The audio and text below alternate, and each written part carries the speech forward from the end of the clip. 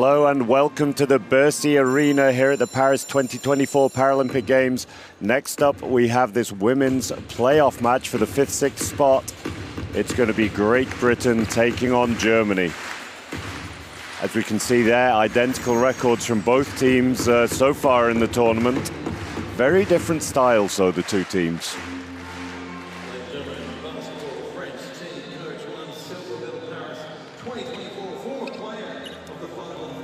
Before the game gets underway, we are just going to see the coup de bâton.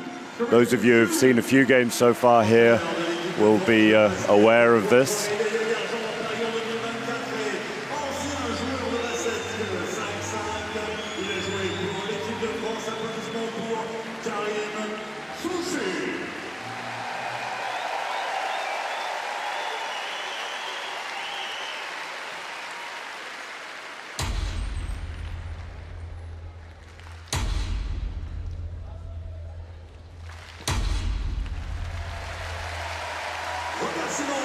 The coup de bâton there, as I said, a traditional opening to theatrical productions here in France. The 3 strikes designed to draw the attention of the audience to the beginning of the performance.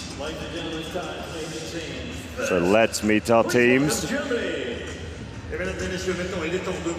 First up, Germany, and leading them out is going to be the number 4, Marijke Miller. Marijke Miller, an absolute veteran of this team, 23.8 points per game so far, just a little shy of 12 rebounds and a little shy of 10 assists per game. Fantastic tournament for her. Katarina Kata-Weiss, 2nd Paralympic Games. She was a former national level swimmer. Anna Patsvald, another veteran, 3rd Paralympic Games, spent last year challenging herself in the Italian league with Chateau.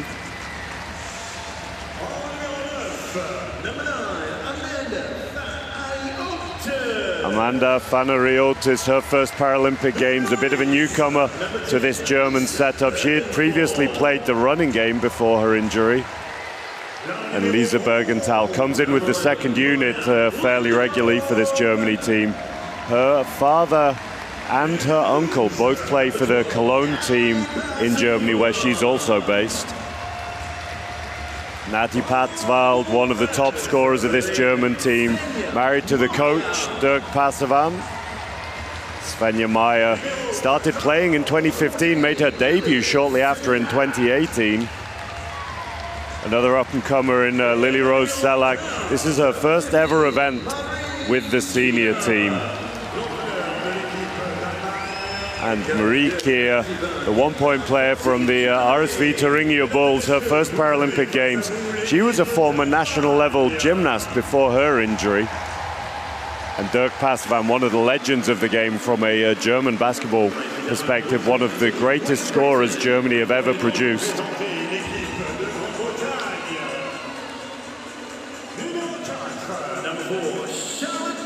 And for Great Britain, led out by Charlotte Moore, the 1-point player made the All-Star 5 in the Champions Cup in the 2023 season for Albacete, now playing for Ilunion in the upcoming season in Madrid.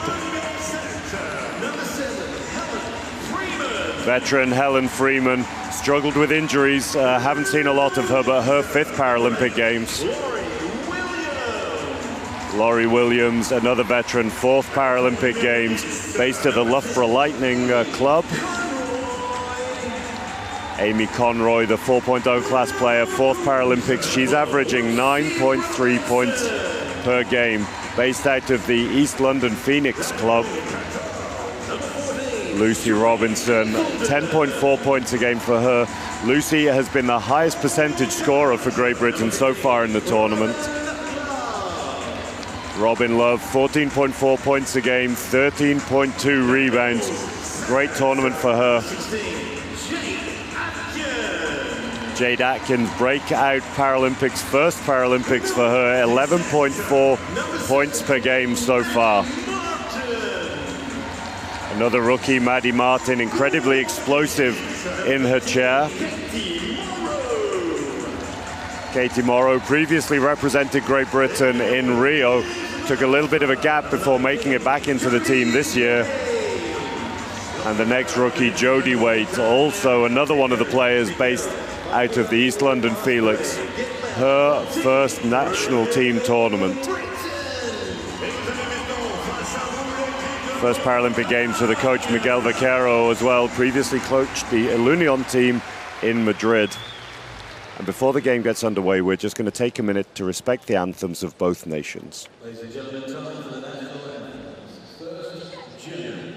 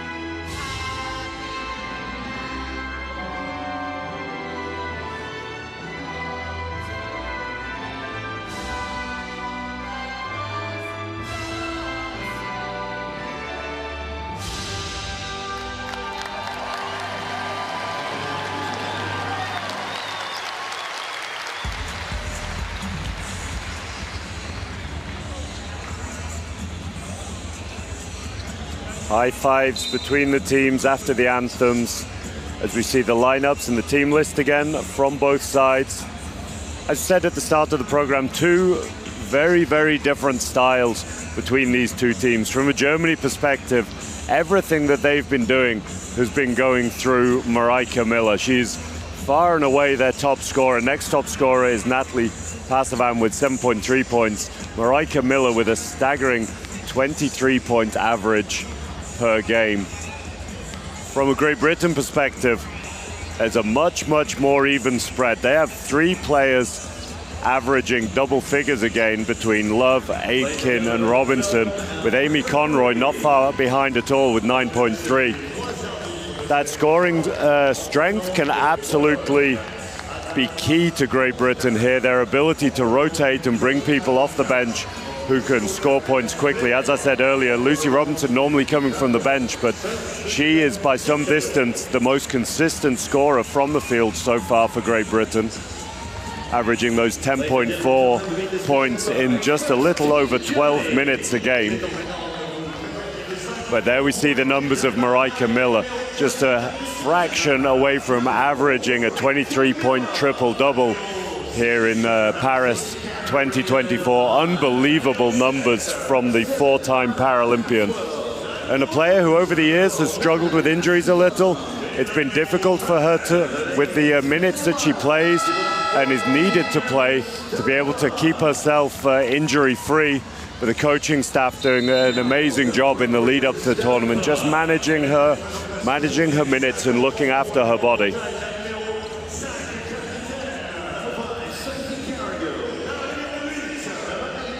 A lot of experience in the coaching staff on both teams. As I said, Coach Miguel Vaquero, experienced club coach, just as we see the German lineup here. Miller, Weiss, Patzwald, Pasavan and Meyer, exactly the lineup that we would have expected to see. Similarly, from a Great Britain perspective, the one they've gone to very regularly, Carrigill, Williams, Hazelden, Love and Aitken starting. And there we see the German coaching staff. Coach Pasavan, as I said, one of the most unstoppable scorers that Germany have ever produced. Top scorer in Germany, 24 out of the last 26 seasons. He's assisted by Ralf Neumann, former assistant and head coach of RSV Landil, as well as a long-term assistant for the German men's team before switching to the women's. Alongside them is Geisha Schoenemann, former Paralympic gold medalist, with Team Germany, and one of the best scorers their team's ever seen in the women's game. Lots and lots of experience on that bench to be passed on to the younger players.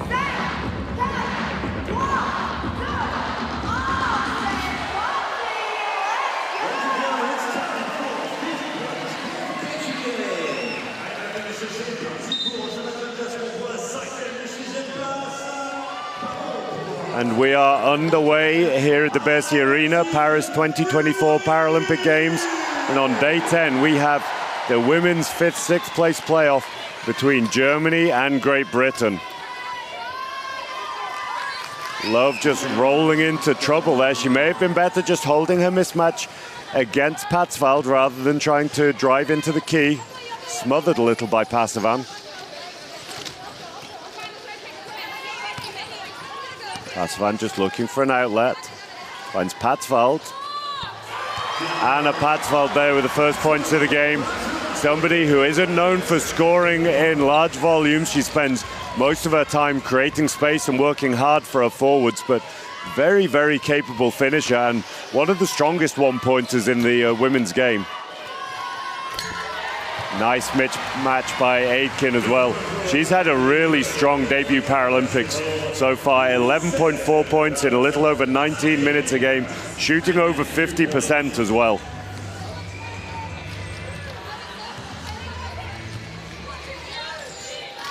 Miller straight into the mismatch here. Ends up taking the shot over Love. Pass came ever so slightly too late for that to be a comfortable shot for her, but one she's very capable of making. Williams, tough pass for Carrigill, just off her knees. Low-class players not always able to bend low enough to pick up those low passes, not having the core function. Next shot for Love, just missing. She's struggled a little more in this tournament offensively. She's put up great numbers, shooting 45% on average, though.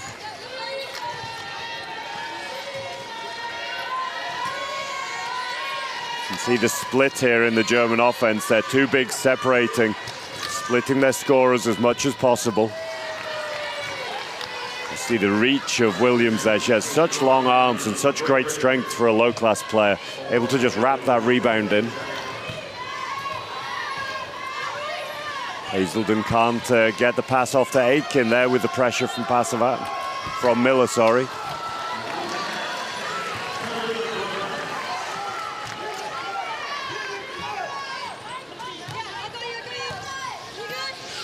Unusual to see Pasavan doing so much of the ball handling here. That would usually be Miller.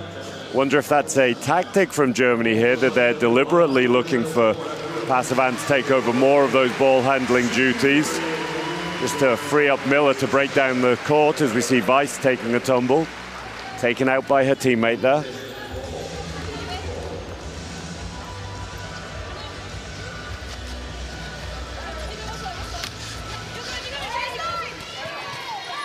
Meyer open for her first look, little short. Bit outside of her comfortable range there, but again, is capable of scoring from those distances, just wouldn't be her first option.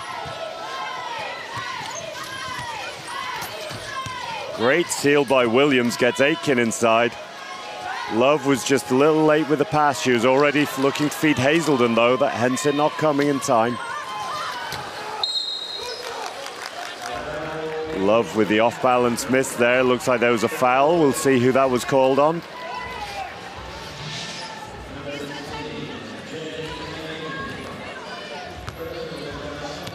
Foul called on Aitken.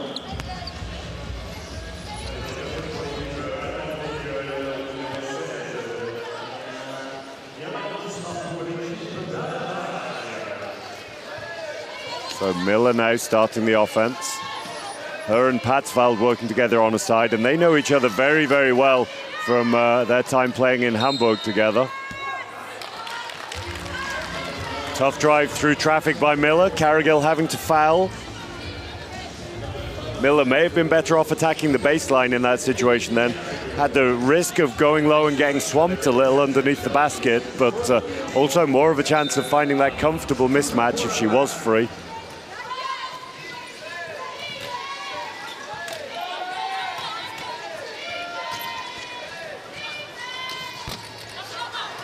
Tough shot through traffic for Meyer there, doesn't get it to drop.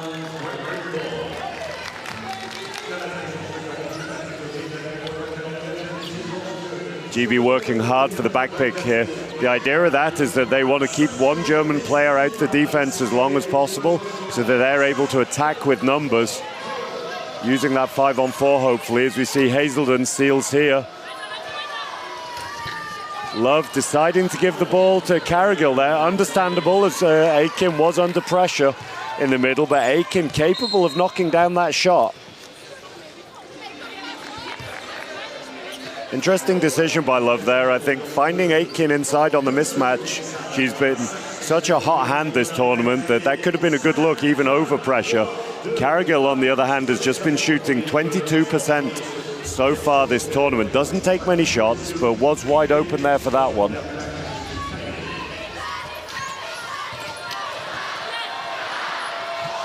Germany doing well to match up against GB's offense here. Tough rebound by Carrigill, does well to hold on. Aitken has the mismatch, she doesn't need to move. Love shoots from outside and she finds her first of the game. 4-2 here with a little over 4 minutes gone. Both teams just showing a little bit of nerves offensively. Great Britain going 2 of 8 so far. Germany going 1 of 5.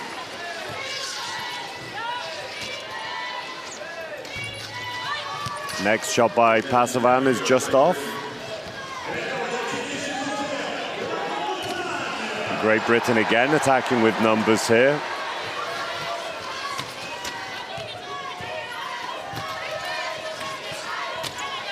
Love looking to work behind the screen again, see if she can get the pick and roll with Hazelden here. Tough shot there for Aitken. Hazelden did a really good job holding on to that pick. If she'd have released it though, it could have been an opportunity for Williams to fire her the pass in on the layup. Holding the pick though for her captain Love. Sorry, teammate Love. Robin Love, not the captain, that's Sophie Carrigill, as we see the first points of the game for Marika Miller.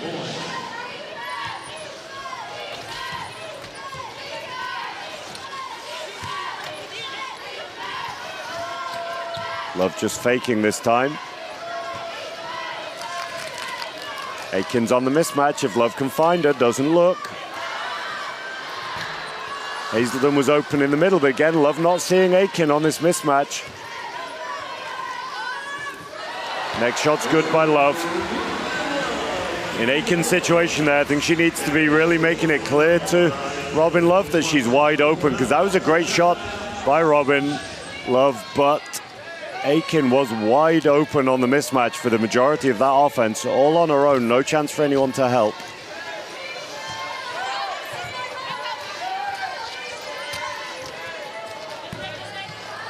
Nice roll there by Miller and a great pickup by Patsvald. It would have been a difficult pass for Miller. Difficult pass over the shoulder sometimes to low pointers, just because in such a short distance, it's hard maybe to receive the ball, keep their balance, and still make the finish.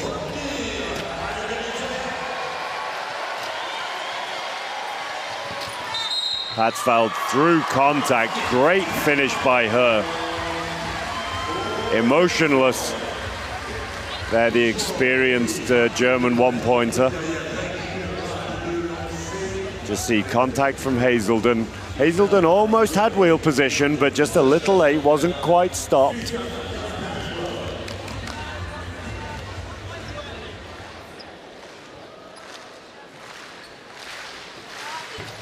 Free throws just off by Patzwald. You see Germany not using either of their forwards to go in for an offensive rebound there. Wary of being picked back, perhaps. Not wanting their forwards to lose energy, having to fight back into defense, trusting Patzwald to make the shot. Tough shot by Hazelden, gets her own rebound though. Next one's off from Love. You could see the swing pass that Love made to the middle on the weak side. She's using her right hand to kind of scoop the ball sideways rather than going to her left. Something that's a great option when you're wide open like that, but tough when you're under pressure. We'll see if Germany read that as Patzwald goes out to 6 points personal now. Great start to the game from her. Shooting 3 of 3 from the field so far, the one-pointer.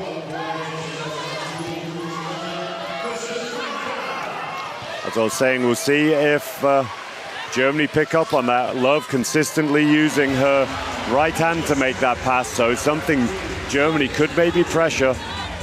We see Aitken knock her next shot of the day down. She's out to 4 personal, 2 of 4 shooting for her.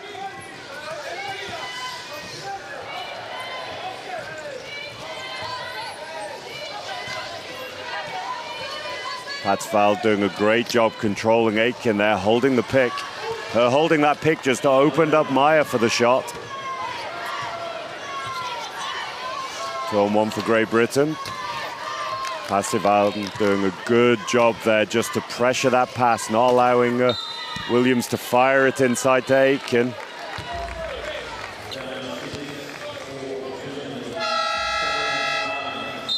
Kata Weiss with her first foul of the game.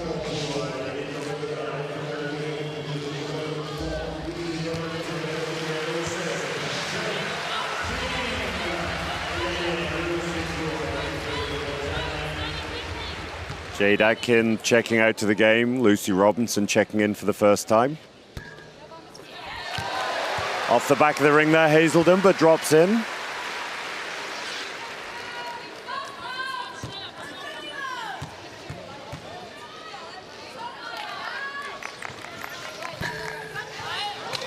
Second is just off. It's a nice rebound by Miller, and we can see Patzwald and Passivan with the back pick here against Robinson. Passivan leaving a little early here. Doesn't get the steal from Patzwald when she leaves that early. Difference there was, compared to the other back picks that they've got, is that Passivan leaving early meant that she couldn't follow Patzwald through the middle. Instead, she had to settle for the outside shot. Love not in control of her chair, crashing into Miller. Next personal foul for Team GB, first of the day for Robin Love. You just see there, just losing control, no attempt of breaking, and that's why that's called offensive. Veteran Maya Lindholm checking back into the game, 4th Paralympics for her, made her debut way back in 2009.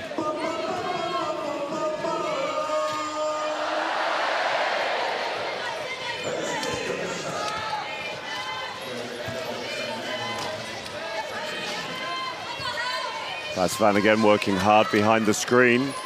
Weiss open in the middle. Under pressure from Carrigill there. Weiss not known for her scoring from the middle. Much more of a ceiling threat. She has great timing attacking the players and getting her bigs inside.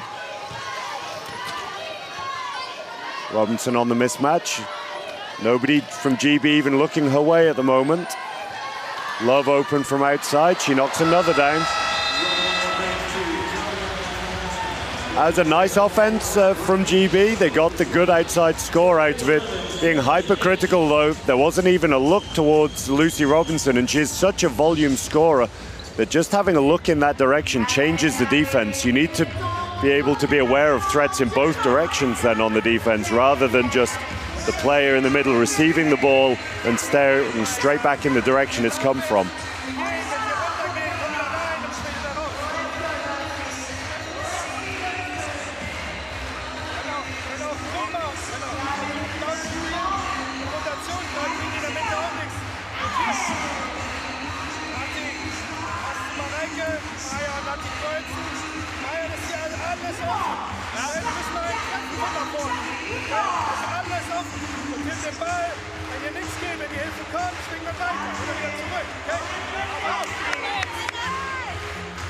Really clear instructions from Coach Pasavan there.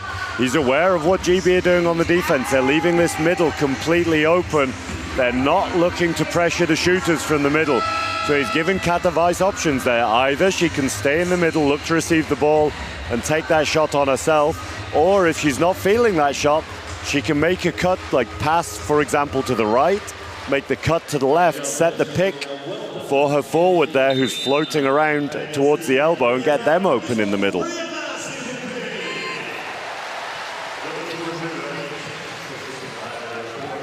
GB's full court pressure here, forcing a difficult pass from Pasavan.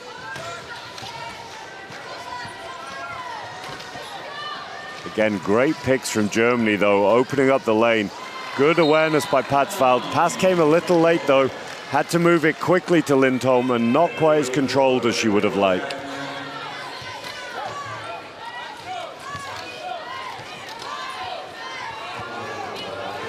GB have a 5 against 3 advantage here if they can use it. Robinson through the middle. Ball doesn't come again.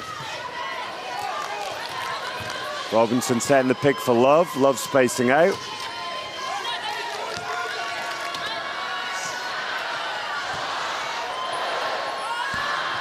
Tough shot from Williams in the middle.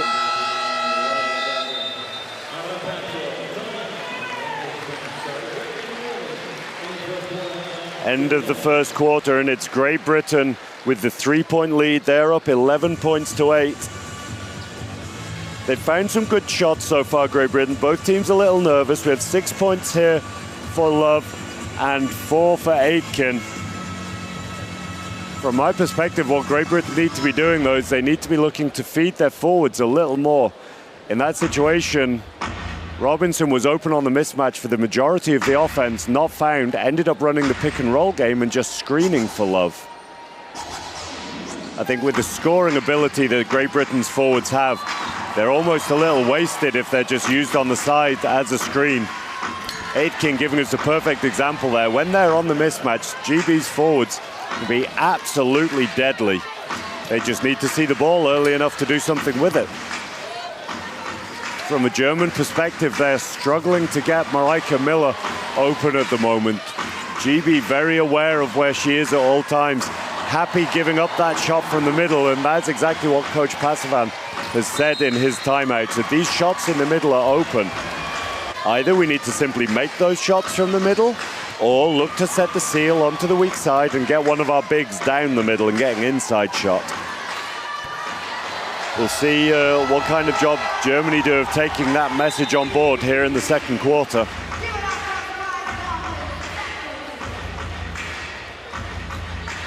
One more change from Great Britain sees Sophie Carrigill checking out the game and Charlotte Moore checking in for the first time.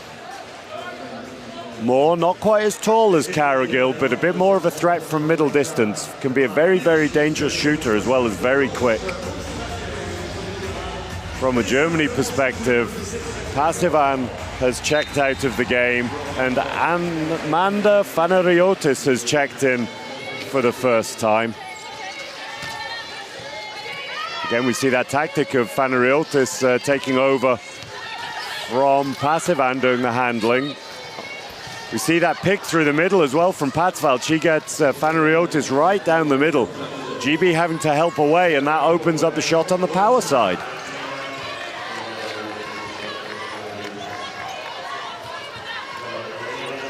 Williams behind the screen.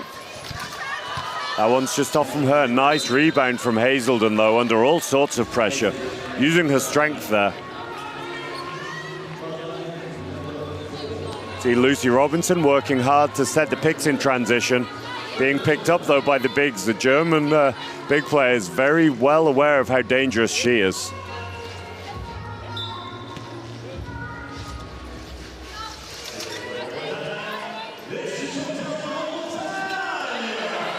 Charlotte Moore doing a great job just drawing Anna Fanariotis away from Robinson. First shot from her, bit outside her comfortable range, fading away there.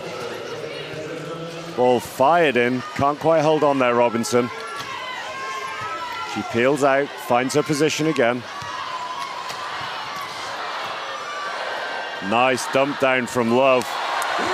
Williams knocking down her first points of the game. Great Britain lead is out to 5 now with that pass.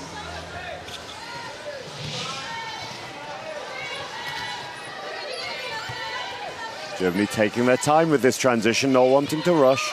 So you see the next pick from Patsveld. What great work she's doing off the ball. There we see exactly as Coach Patsvand's drawing it up. The guard who's based in the middle is looking to set that pick across the elbow every single time. Panagiotis follows it, timing just a little off though, had to take that shot from distance. A little too greedy there, Anna Patsveld, just reaching and reaching, kept feeling like she could get a piece of the ball, get a hold of it. Ended up just with Hazelden's arm though.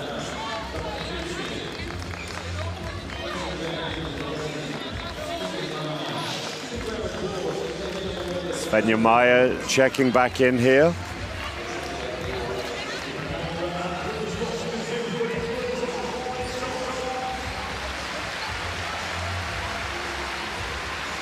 Going to be a GB ball from the baseline when we get underway. And we can see on the weak side again, Robinson setting the screen. Nice screen there. That's a set that GB look to run quite often. They have Charlotte Moore, it was there, spaced out across the baseline. Similar set to the GB men use. Bit unconventional having the ball inbounded across the baseline like that, but teams don't expect to see it. Charlotte Moore, a very, very capable scorer from that position as well. It's a shot she works on a lot. There and from around the free throw line in particular are her strong suits.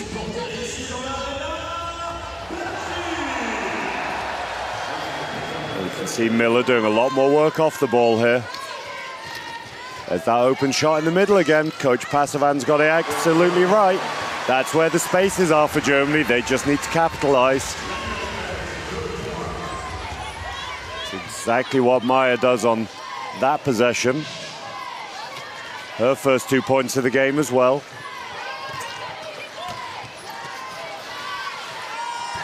More opening them in the middle. That next one doesn't drop from her either. Confident scorer though, that won't bother her at all. Nice seal through the mid. Radar just a little off though from Panagiotis. Passed quite a way over Miller's head.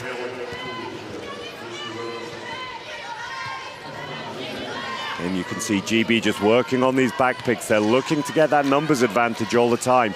That is great timing from Moore there. Love just can't hold on. That timing was absolutely perfect for Moore there, and there'll be no statistics, nothing to show that she ever did that.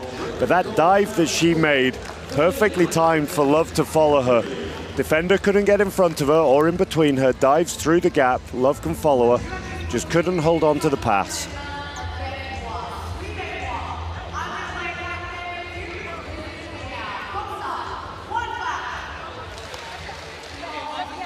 See the next team timeout here. Lucy, if you are here, the meeting with you, you go ahead. Okay, so you're in the weak side. If you're in the weak side, you're in the fourth spot here. Say, yeah, if you have the big, you don't help. You stay with the big, yeah? We complete the triple switch, or we help from the low, but don't help if you have the big. Okay? Now, let's go start playing. With you in that side, pop. Okay? Pop in that side. Get ready. If they switch, catch and shoot, and get ready, catch and shoot from the middle. Right? 8, 1, Coach with the timeout there for Great Britain. Very, very clear instructions to his players. It didn't hurt GB in the possession, but what he doesn't want to see, and it's just a reminder to Robinson, is that when she is defending the big on the elbow, she cannot afford to help from that position. Just saw her helping towards Meyer there, and Meyer had made the shot, but that is not Lucy Robinson's job to stop that. The help needs to come from elsewhere. The Germany bigs are just too much of a threat for GB to leave them alone and help to the middle. in the offense. He's looking to get Robinson working on that weak side mismatch, continuing that. Love looking to threaten her shot behind the screen, then swing the ball when the mismatch is available.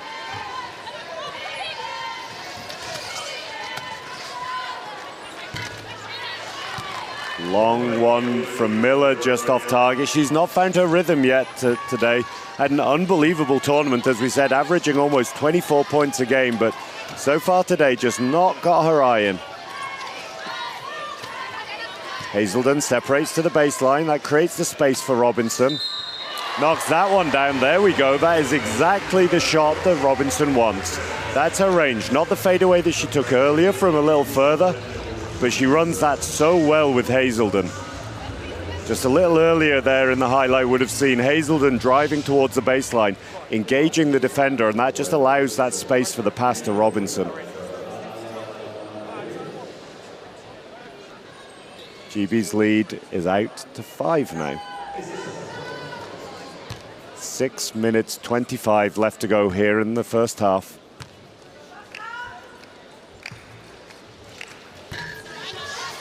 Free throws just off by Robinson. GB working hard to recover on defense. They don't want to get picked out here either. 4 on 3, great steal by Weiss. Maya can't quite follow it though. Good defense by GB.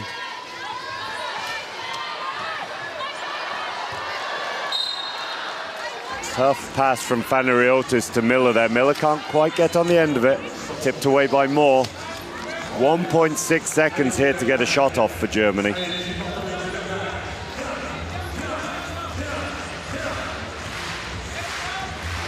You can see the constant battle before the ball gets inbounded here, just to try and get position. GB doing a great job just locking Miller down. They knew it was going to be one of 2 players taking that shot there for Germany.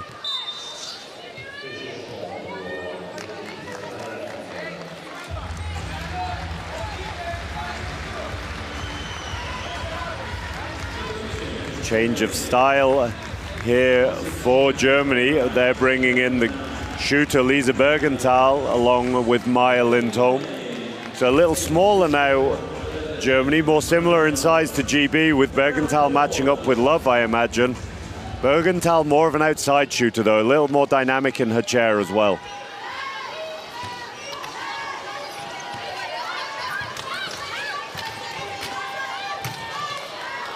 Robinson on the mismatch. This one doesn't go, but a foul from Lindholm.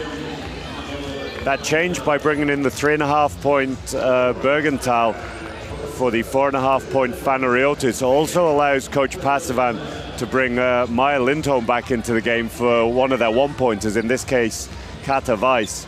So not having 2 1-pointers on the floor, also an advantage for Germany.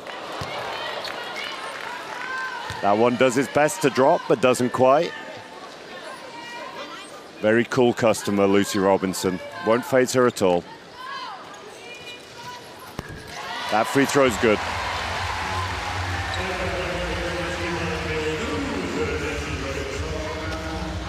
Robinson up to 3 points personal now. Changing defensive style here from Great Britain as well. They're looking to pressure much, much higher, take time off the clock. You can see they're not really reaching here too much. They're not necessarily looking for steals. They're looking to delay the German offense. Bergenthal clean with her first shot of the game.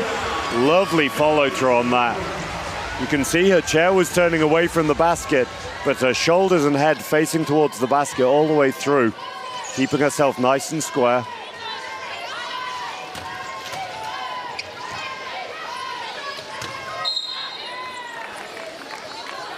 Foul on the floor by Bergenthal.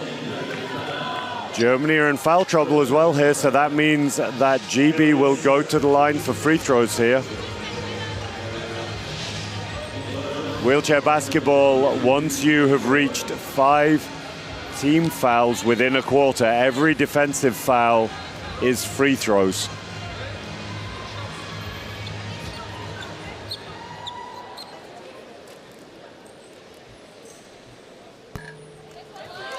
Williams' first free throw of the day, just off.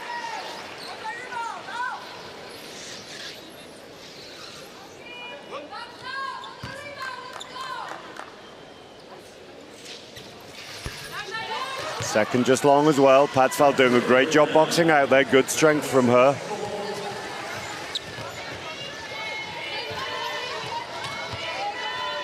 Patzfeld cutting, looks for the ball. Foul called on Williams. He's surprised to see that called as shooting foul. I think it was more that Patzfeld was trying to regain her balance here than get the shot up. Hard to tell though.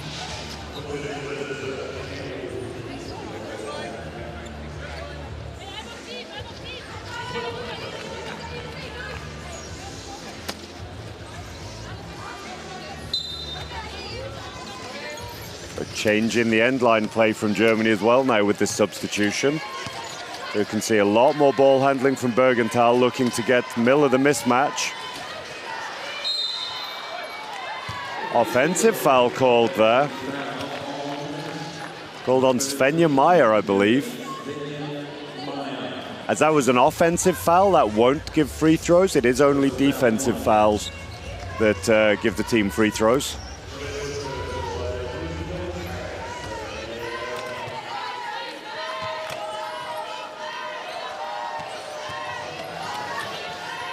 Love and Robinson working side together here. Robinson separates out for the mismatch. Ball doesn't come though.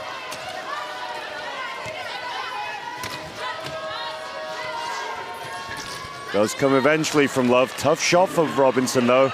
Off balance a little there. Needed that ball a little earlier perhaps.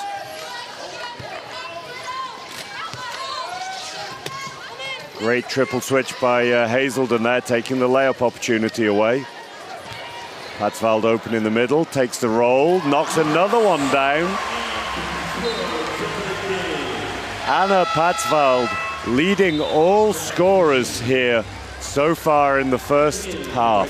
8 points from her on 4 of 4 shooting, just the one missed free throw so far.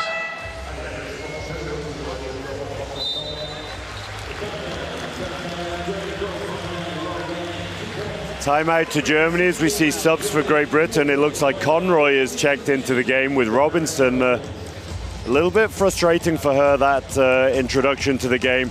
Not really getting the looks at the time she needed them. The pass is coming a little late and forcing her to take more difficult shots than she ideally would.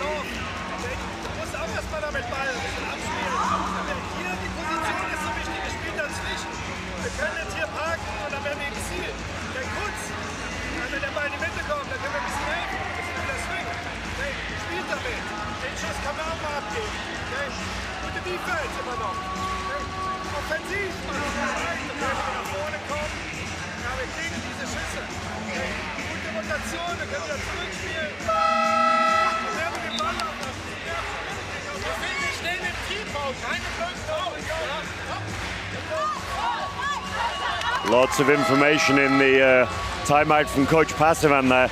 Defensively telling his players not just to pick one player and park themselves on them when they've had to triple switch. They don't want to be sealed inside on that weak side. What they need to do, the player at the elbow on the weak side needs to tease in between a little bit. They need to play with the heads of the GB players, just teasing towards the middle, coming back, creating some uncertainty. In the offense, just reassuring them, look, those spaces are wide open in the middle. Let's keep attacking the middle. Coach Neumann as well, just reminding the players that they are in team fouls and not to give up any unnecessary fouls. Again, we see that little shoveled pass from Love. Germany not having picked up on that yet, not getting in that passing lane. It's a very, very flat pass. One they can definitely stop if they read it.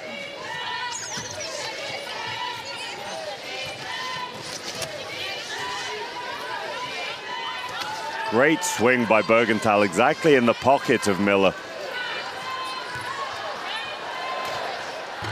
Bergenthal takes that one with confidence. Great follow through. Shot doesn't drop though.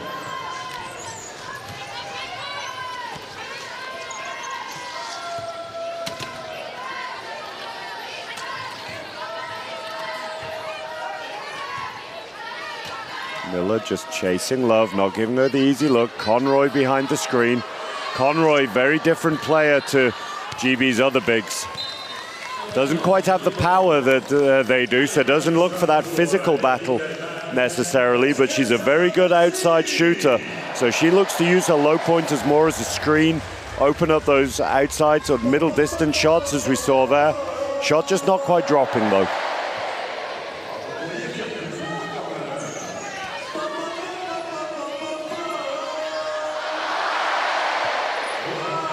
So much pressure from GB in their defense here, not giving Germany anything easy.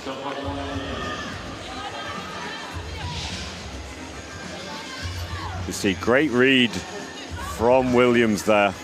No foul, that's just a contact between the two players.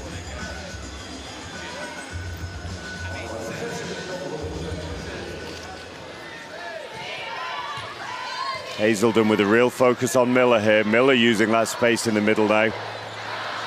Forced to fade away a little bit, couldn't get the shot to drop.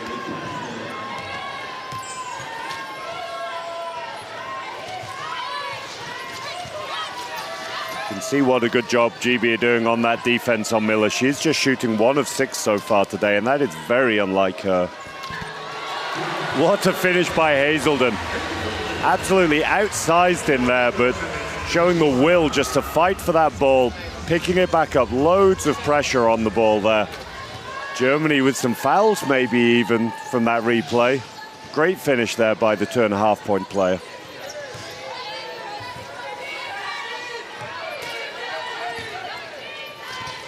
There's that space in the middle again. Patzfeld doesn't take this one though. When she receives the ball rolling backwards, there's not much she can do, but that was a great pass by Bergenthal down to Maya. Next foul called on Laurie Williams, just her second. She won't want to get any more silly ones though here in the half. 3 fouls in a half usually means a coach is going to have to take you out for your own protection. And for the first time this Paralympics, we see Helen Freeman checking into a game for Great Britain. As I said earlier, she's been struggling with injuries. She's had been very, very limited, not been able to see any minutes yet, the 5-time Paralympian. But she can be a real game changer for Great Britain. So explosive, such a dangerous outside shooter on her day, and great court awareness. Just need to see how she's feeling and if she's at 100%. Shot just off by Conroy, but great hustle by Hazelden. Williams finds Freeman inside. Shot doesn't drop though for Conroy. Tough there. She had more time than she thought there, I think.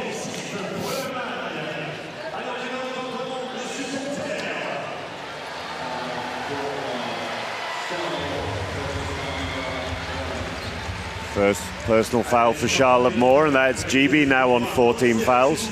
So next defensive foul from either team will mean free throws. 1 minute left to go here in this much lower scoring second quarter.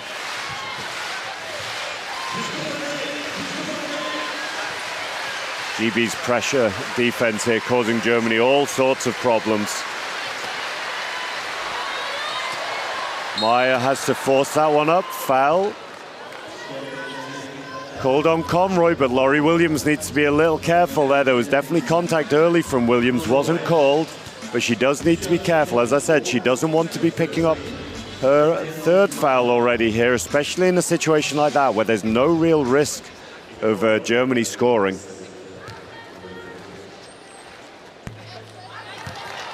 Free throw long from Maya.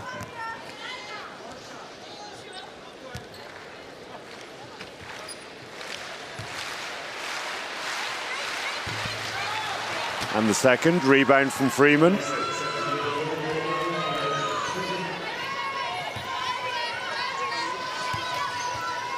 Good cut by Williams, no one following her though. Here we see Conroy on that mismatch.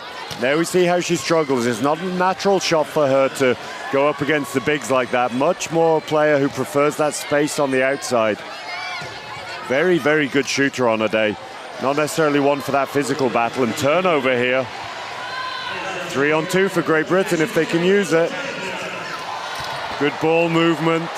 Smart play by Hazelden finding Conroy there.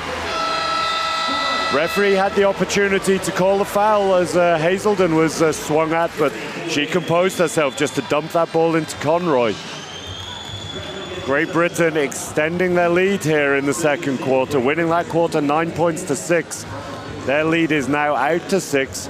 It is 20 points to 14 at halftime here in favor of Great Britain over Germany.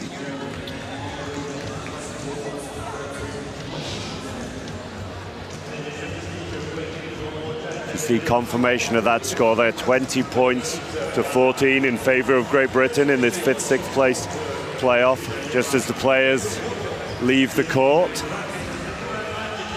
Really well supported, both teams here at the Bercy Arena. The crowds, I have to say, the Paris Paralympics have been absolutely fantastic. So loud here in the arena for so many of these games.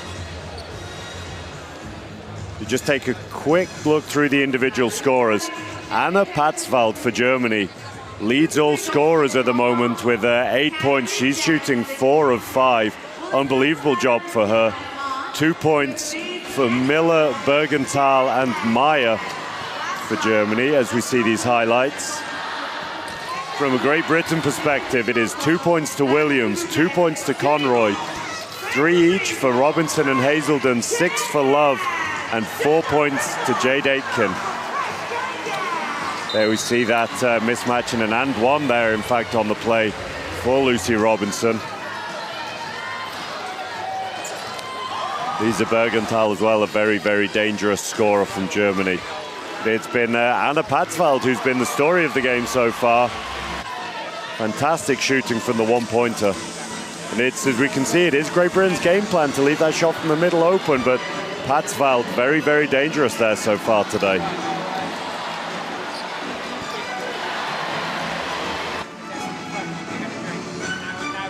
And here are the statistics, not much in it at the moment. GB taking slightly more shots, shooting a slightly better percentage as well. Not too many turnovers from either team. We haven't really seen a press yet, though, from either team. We'll see what happens if either team decide to put a press on and if that creates a few more turnovers here in the second half. So we're going to take a short break here at the Bercy Arena. So far here in this 5th, 6th place playoff game, Great Britain women are leading by 20 points to 14 against Team Germany.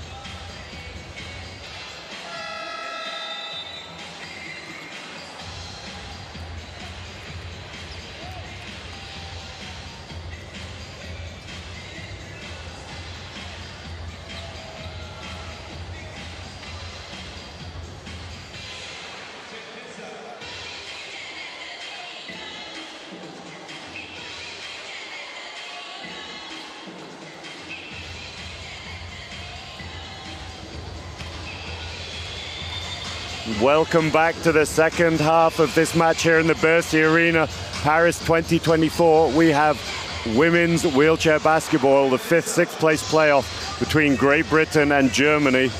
Great Britain have gone out to a 6-point lead here, low-scoring match, GB leading 20 points to 14. Robin Love leading scorer at the moment for Great Britain with 6 points to go with her 4 rebounds and 4 assists.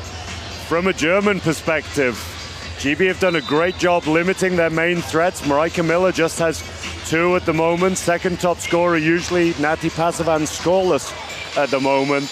The story has been though Anna Patzwald, the 1-pointer who spent last year at Cantu in Italy, the veteran from Hamburg. She's shooting 4 of 5 from the field so far to go with 5 rebounds. Great start to the game for her.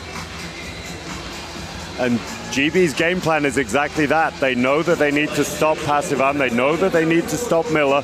They tend to split and play on different sides, leaving that middle open, and they're happy to give up that middle shot. Patzwald's just been too good from there, though. The GB gets us underway here in the second half. Great Britain leading 20 points to 14 here as Hazelden just misses that first one.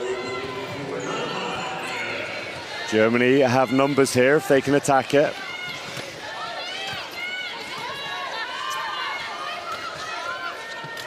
Passivan nearly lost the ball there, did well to find Miller in the middle. Nice shot there by Lindholm. Sorry, it was Miller out on the wing finding Lindholm down the middle. Good first points for her.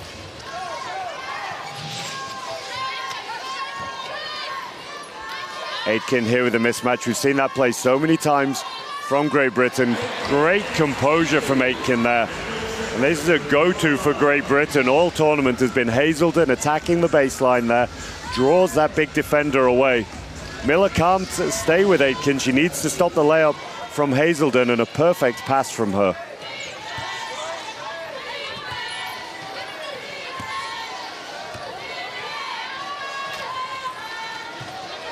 GB's high line just stifling Germany here at the minute. There's that middle shot again though, and that's exactly where Coach Passivan said all of the space was going to be. That shot from the free throw line. You can see exactly where GB are helping away from, and it's a good game plan from Great Britain. Germany just punishing them though at the moment.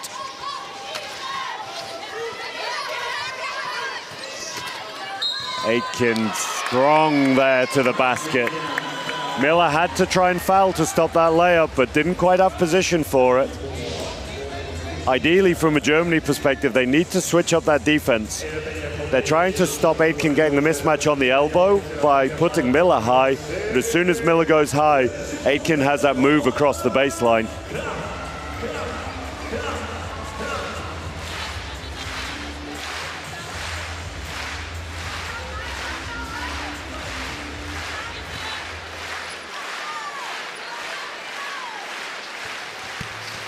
That free throw is good from Aitken.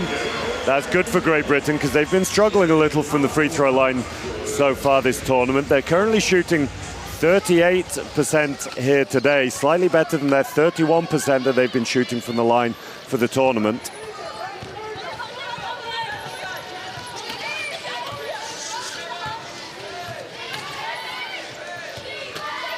Patzwald working tirelessly off the ball, trying to create space for the German forwards. Next one just off from Miller. She is struggling a little today. This GB defense is wearing her down. 1 of 7 at the minute for one of the top scorers in this tournament. Again, there's that same play again. Pass was just a little late, so Aitken struggled to get the shot. She's chasing the mismatch though. Shot doesn't quite drop for Hazelden, but that was a good cut. Good use of her hips there to create space.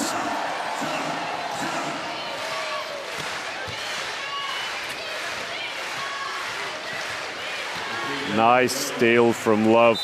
Doesn't quite get possession, but just hammering the ball away there. Taking time off the clock here. Passivan just not protecting the ball. You can see there she brought the ball across the front of her body with her right. In that situation, she either needed to take the ball high with two hands or keep it strong on her left. GB extended defense here. Great three from Passivan. Under all sorts of pressure, pulling out behind the screen. You can see her running game basketball roots there with that shot.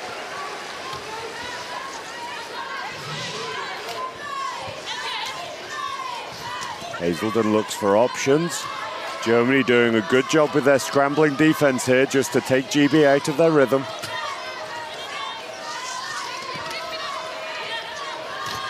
Aiken still on the mismatch, find her eventually. Long way though for her there, fading away. Tough, tough shot. And Germany have two back picks here. GB may need to foul to stop this transition.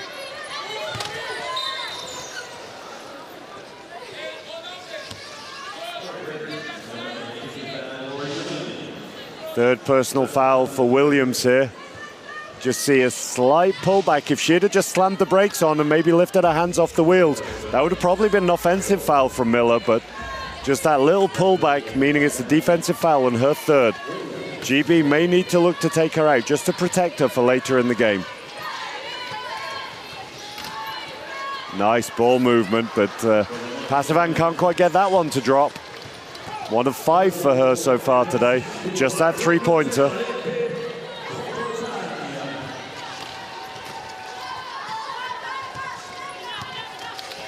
Aitken has the mismatch. Hazelden looks for her early. Good vision by Hazelden. Shot doesn't quite drop though.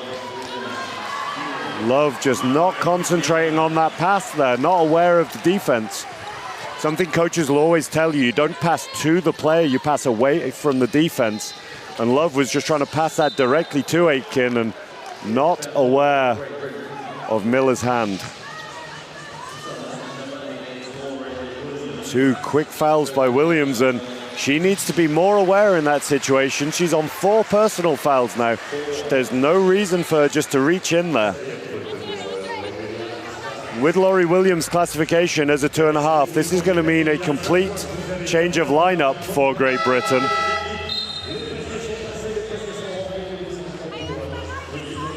They don't have a straight swap on the bench for Laurie Williams, so the three-pointer, Maddie Martin coming in, but that means that Coach Vaquero has to go to the 4-pointer and Amy Conroy rather than Aitkins of 4.5. That's going to limit Aitkins and Robinson's minutes here.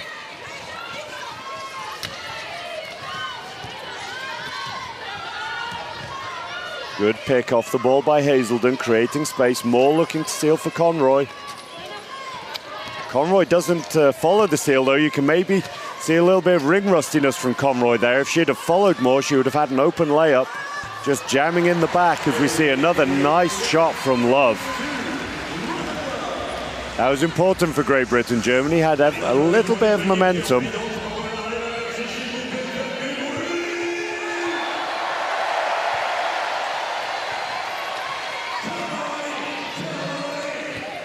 Pick off the ball from Weiss. Miller driving inside, backing up. Great control by her.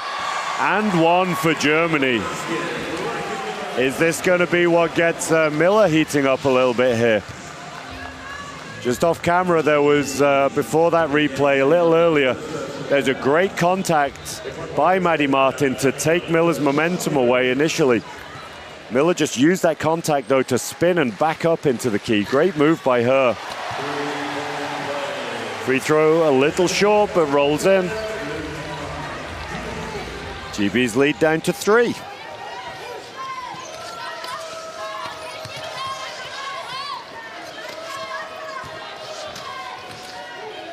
Little bit of disorganization here in the GB offense. Players not quite on the same page. What a drive that was by Hazelden. Under pressure, in amongst the trees, you say, with hands everywhere. Couldn't quite get the shot to drop, though. The press by Great Britain, making it difficult for Germany to get into their offense at the moment. Smart by them, using the advantage, speed advantage they have through Maddie Martin and Joy Hazelden.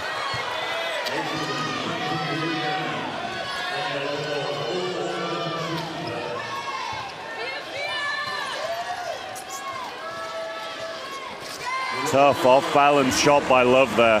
Had to rush it a little. She couldn't take too much time with the seconds ticking away. Popped that one up over her left shoulder. Just see across her body there.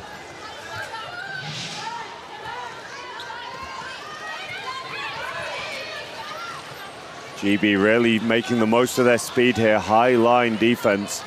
Very, very tough for Germany to get any kind of chair position. Shot doesn't drop, but what a game from Patsfeld again, ripping that rebound down. Good save from Weiss. Shot clock running down though. Next three from Passivan, it doesn't drop. But poor boxing out from Great Britain just allows Miller to sit right under the basket. A little unfortunate from a Great Britain perspective insofar as three-pointers being shot from distance usually have relatively long rebounds. That just died on the ring though.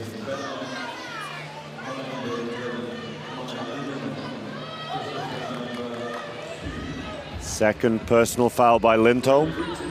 Smart foul. Hazelden was on another drive there. That might have been another layup for Great Britain.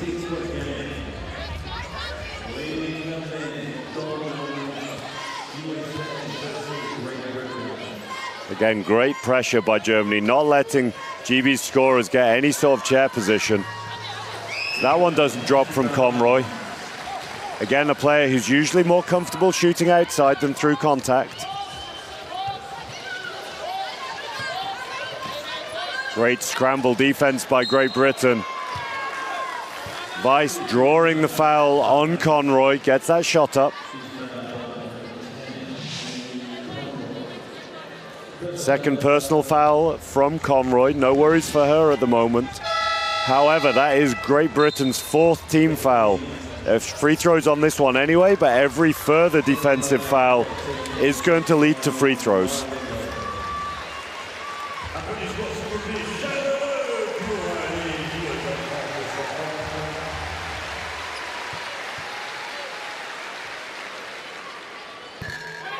First free throw is good from Weiss, such a cool customer.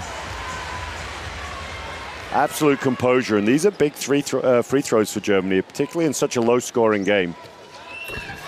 Second is good as well. Look at that for composure. Germany now 3 of 6 from the free throw line.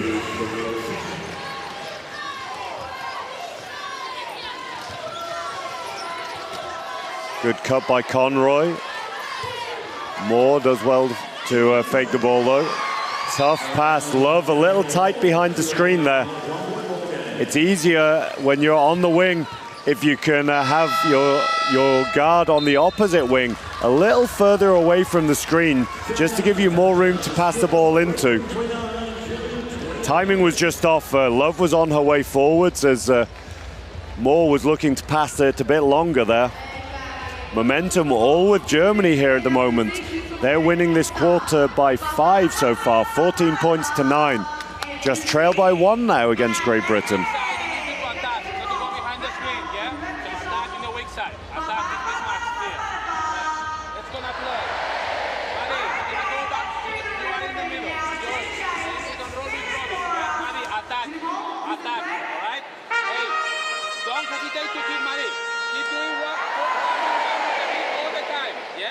Easy doing this.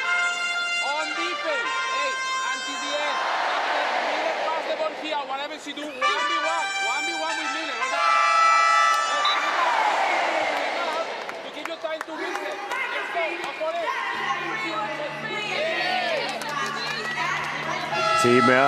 Timeout from Coach Vaquero there, just going back over what he expects to see from his team. He needs Conroy working on that weak side, attacking the mismatch, particularly when the help leaves. He wants Maddie Martin playing offense in the middle, using her speed just to explode down the middle if Germany do triple switch away. He wants a pick and roll between Love and Hazelden. Love being jumped aggressively by Germany at the moment, so that will open up the lane for Hazelden to get the layups. Just a difficult pass down to the lower class player.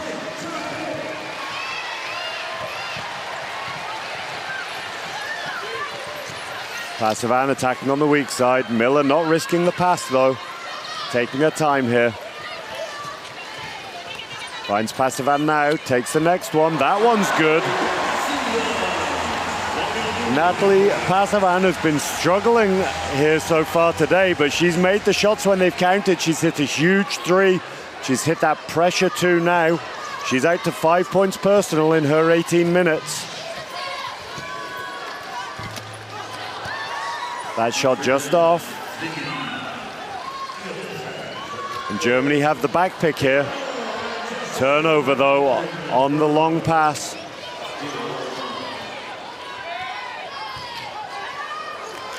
All sorts of pressure from Germany here on the defense, and GB panicking a little, it looks like. Players crashing into each other. We see their passes being thrown all over the place. GB, just from their perspective, need to maintain their composure now. You see Moore checking out of the game and Cargill coming back in, and Helen Freeman stepping back in for Amy Conroy. Conroy and Freeman both been struggling with injuries, different styles of player as well. Freeman much more dangerous from outside, much quicker than Conroy. Conroy though has that size.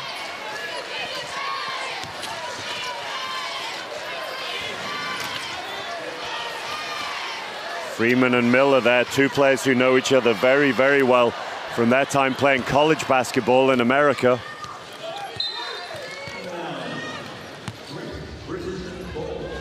So GB working hard for these back picks here. They do not want to let Marika Miller get over the halfway line easily. They want to make her push as hard as possible, make her tired.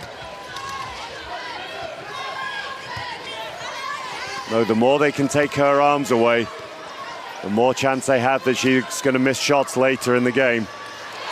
Great feed from Freeman, perfect timing on that pass down to Cargill, rolls around the ring and drops in.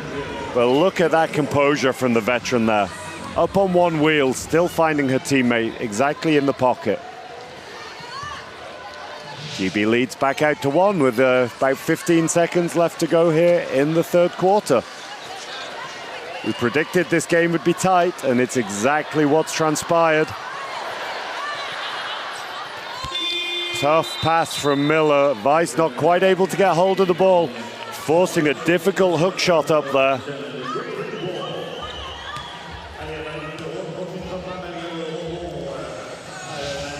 .7 seconds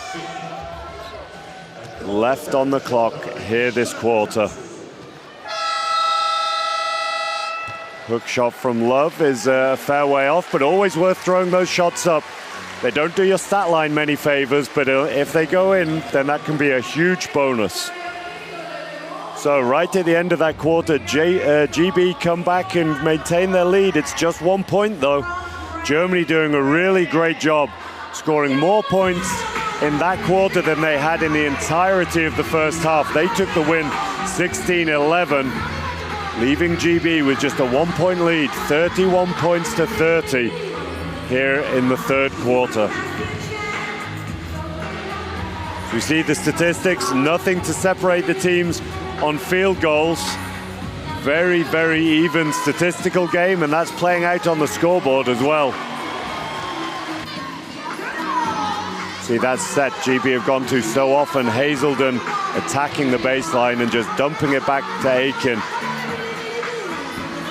On the one hand, we have seen it a fair few times. On the other hand, it's something GB maybe could have gone to even more when other players weren't quite scoring at their normal rate.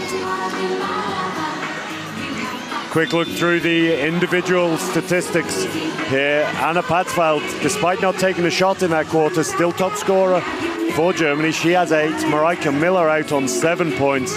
5 for Nati Pasavan, 4 for Lindholm, 2 for Maya, Bergenthal and Weiss. Both from the free throw line for Kata Weiss. From a GB perspective, it is 2 points to Cargill, 2 to Williams, 2 to Conroy, 3 each for Robinson and Hazelden. Then it has been Aitken and Love with 9 and 10 points respectively.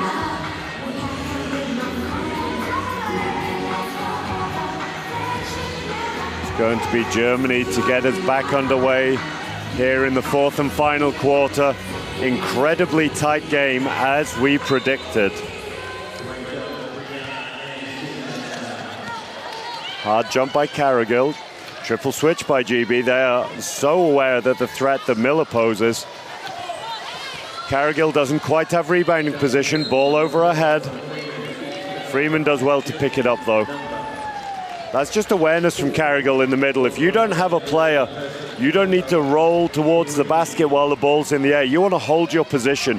You want to box out as far from the basket as you can to give yourself a big area to rebound in.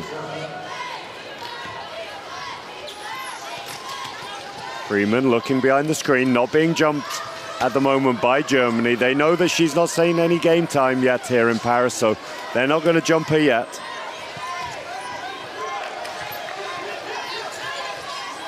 Great job by Meyer to lock Freeman down there, and the steal by Weiss. She's off to the races. Great composure by Weiss, feeds it inside. Pass absolutely on the money. That was eye of a needle stuff there from Weiss. Such a small target to hit for Miller, surrounded by players, as we see that again here. Absolutely surrounded, 3 GB players around her, perfect pass.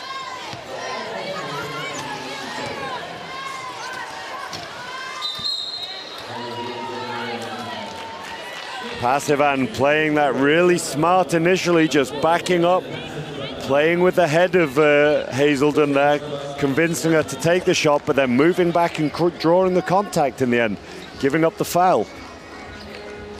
Hazelden's going to go to the line for 2. Key free throws in such a low-scoring game, this for GB. First is good, cool as you like. No reaction whatsoever from Hazelden.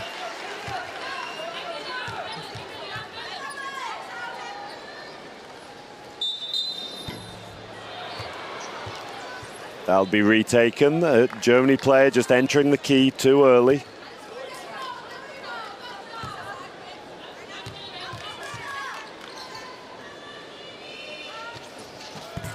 Second is good by Hazelden. That second opportunity there, key for her. She's shooting at 3 of 4 from the line so far today. Really big for GB. You can't overstate that in these close games, individual moments like that, free throws like that can make such a difference. See Germany a little unbalanced with Passivan and Miller on the same side for a change. From a Germany perspective, they're going to need to have better balance than that. They can't have their 2 bigs together, as it just allows the help to come from the weak side.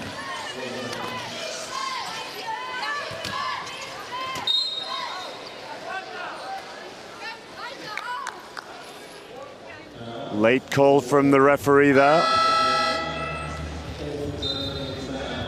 4th personal foul, a soft one then. Marika Miller just needs to be a little bit aware of her fouls there. And speaking of 4 fouls, Laurie Williams has just checked back into the game, along with Jade Aiken. Been given a break earlier because she has 4 personal fouls. For those of you not familiar with wheelchair basketball, after a 5th personal foul, you are out of the game. A substitution can be brought in, but you're done for the day. So huge for players like Miller, who really can't afford to be on the bench for Germany in a game like this.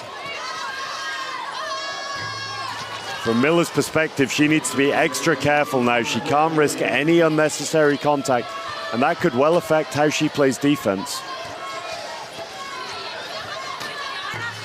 Cargill under pressure. Padsvald can't pick up the rebound, complaining about the contact there. Referee not interested though. You can see how careful Miller's needing to be here, staying away from any contact. Shot just rattles out from Love. 5 of 12 for the day for her now.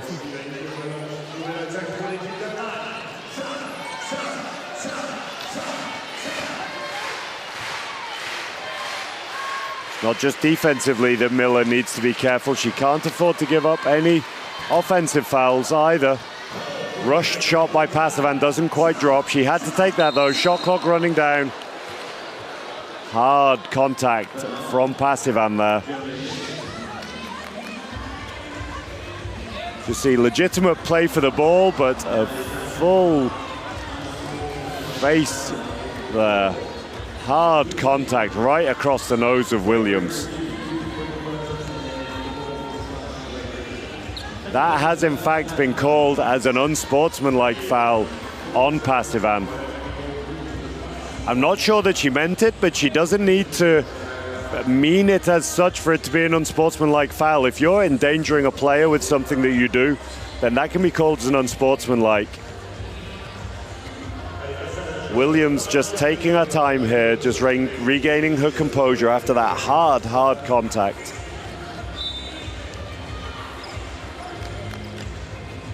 So Williams, the referee has indicated, is going to need to be subbed out of the game. That means that whoever checks into the game for her will have to take these free throws, but that'll mean a change of lineup for Great Britain.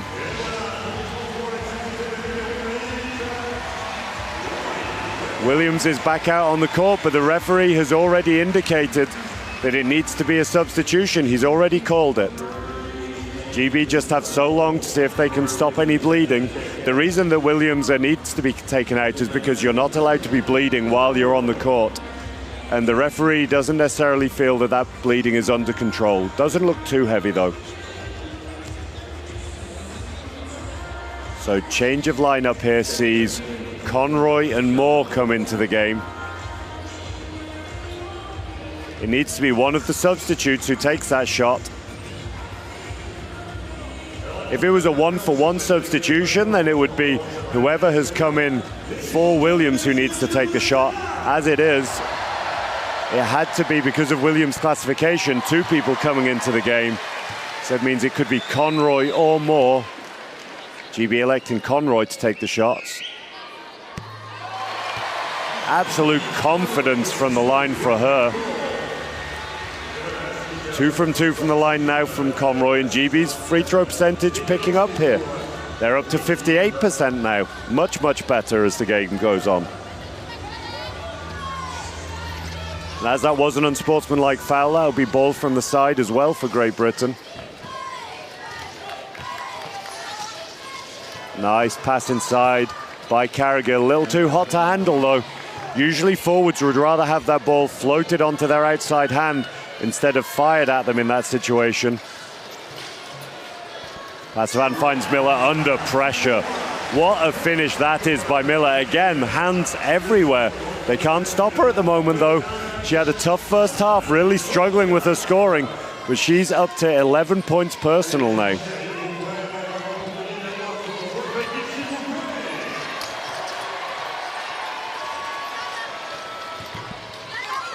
Marika Miller being very careful there, not to foul. You can see reaches for the ball, then pulls her hands away. Doesn't want to risk anything. She knows exactly how crucial it is from a Germany perspective that she stays in the game. The point worth noting is Germany again are in team fouls here, as we see Weiss battling for that ball. Weiss wants the foul called there with Love falling onto her chair.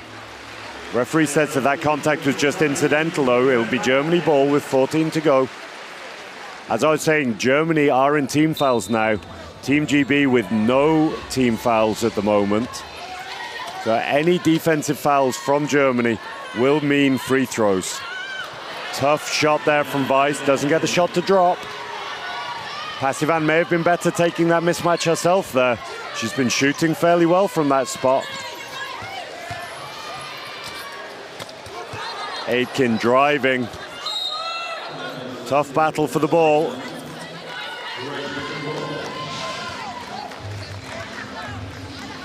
Miller needs to be careful. There was contact on the arm. You can see Aitken shouting for it there. Miller does need to be careful. It's so tempting to reach in there when you know you could get a piece of the ball. She just can't afford to though.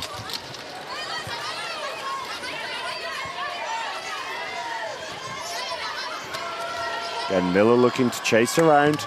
Love open, nice shot from her for the elbow.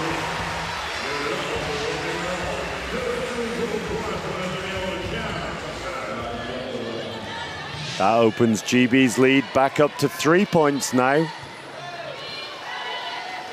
Not a huge lead by any stretch, but definitely crucial. Good ball movement from Germany, taking their time. Miller's open, and she, from a Germany perspective, is heating up at exactly the right time. She was 1 of 7 early in the game. She's made her last 5 of 7 now.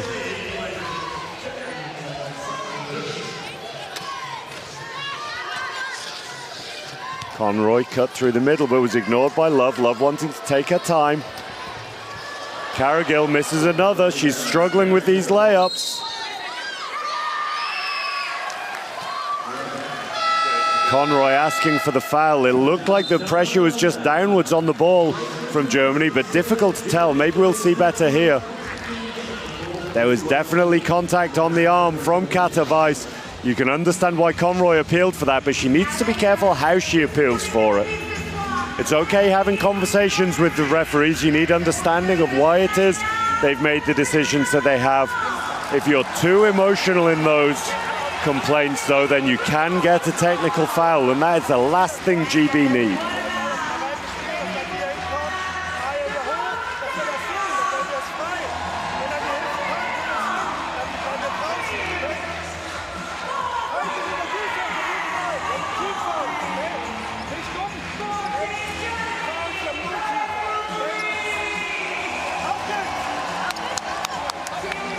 Coach Pastavan just re-emphasizing Germany need to be hard in their defense, and in the offense they need to kick the ball to the middle as often as possible.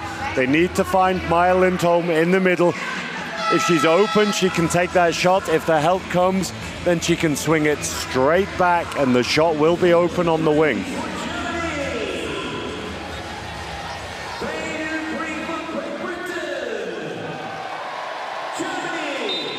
It's going to be Germany ball from the baseline.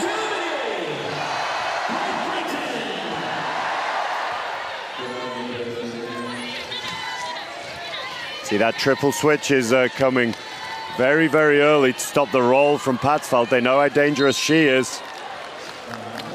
Next chair foul from Moore. Only her second of the game, though. Nothing to worry about. GB's first team foul. GB can afford to burn 1 or 2 fouls here if they need to, provided it is not Laurie Williams when she checks back into the game. Lindholm can't get the shot to drop, and you can see GB's tactic here is to set the big Aitken in the middle, so forcing her to triple switch down, able to use her size and her length of her arms to take up a lot of space there on the cut. And she's able to get back to the middle as well to create pressure. Mismatch now for Aitken, shot doesn't quite drop. Nerves showing from both teams here. Germany working hard for the man out. Weiss is free, sets the pick though. Great pressure from GB, not letting Miller get anything here. Passivan, good jump by Cargill, had to get between the chairs there. Foul in the end. Cargill did so well initially with her first jump to get in between the chairs, then just fouling right as the shot clock was running down, and that'll frustrate Coach Vaquero there. There was only 2 seconds left on the shot clock, and Germany were in such a difficult position, just fouling right at the end.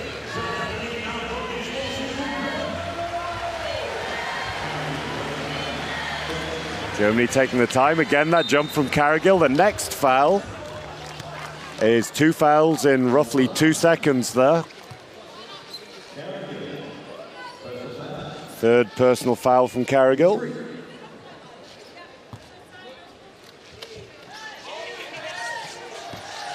Has to be very careful now. Great pass down to Patzfeld under pressure.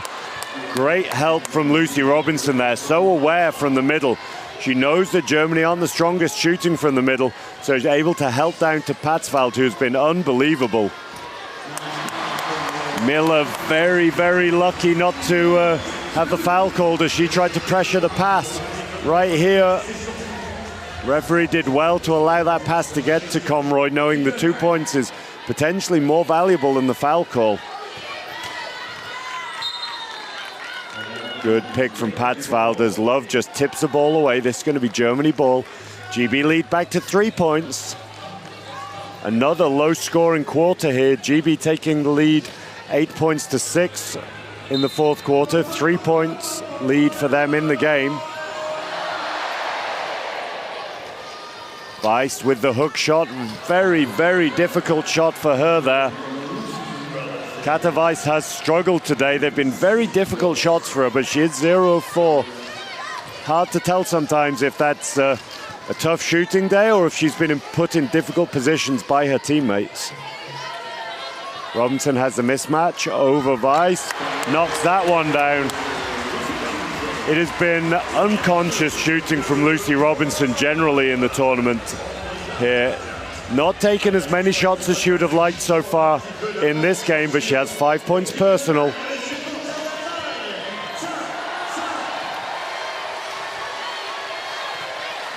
Passivan open in the middle this time. She's short. None of the shots dropping for Germany right now. 5 point lead. Feels like it could be a big one in a game as low scoring as this. Robinson with another mismatch. This one doesn't quite drop. Conroy pressuring. Cargill can't afford another foul here.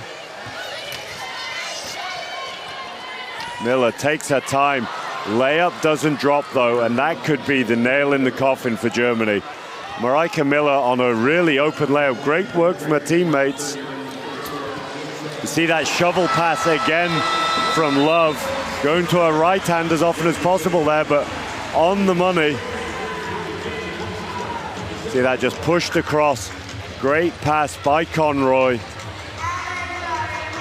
Looks like she might be struggling a little. Conroy didn't look too happy after that contact there.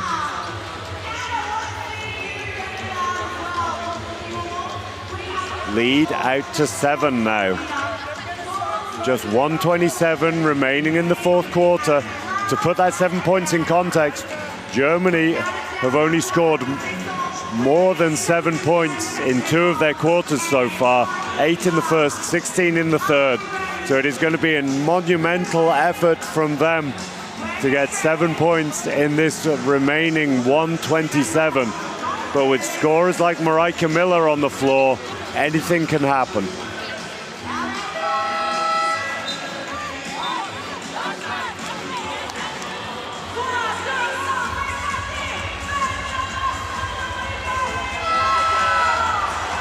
Robin Love slightly lower than her stats through the rest of the tournament, but 12 points, 11 rebounds, 6 assists. Very impressive all-round game from her.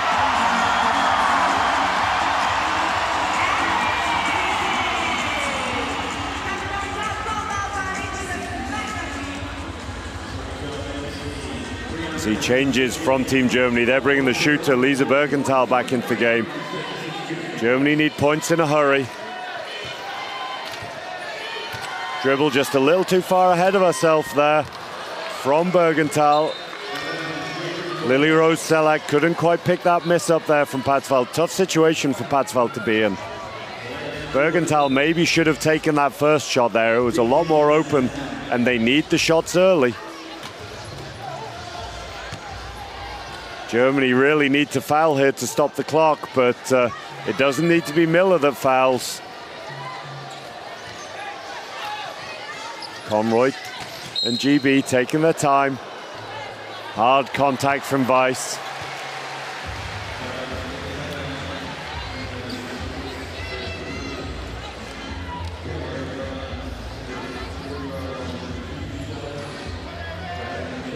Cargill just asking the referees to have an eye out for the unsportsmanlike fouls here. Difficult balance in these situations for the referees. On the one hand, they know that it's part of the game, that the teams are going to need to foul to stop the clock. On the other hand, those fouls can't be too overly aggressive or too blatant.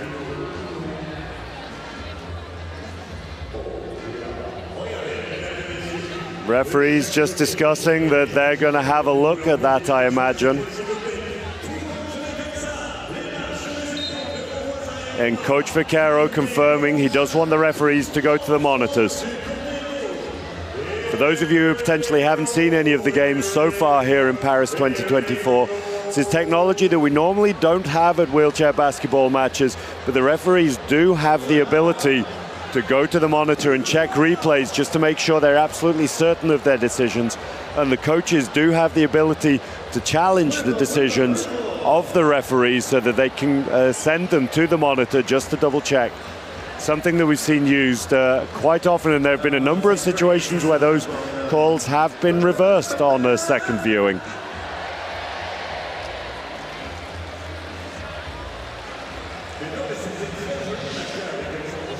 Here we get to see that foul.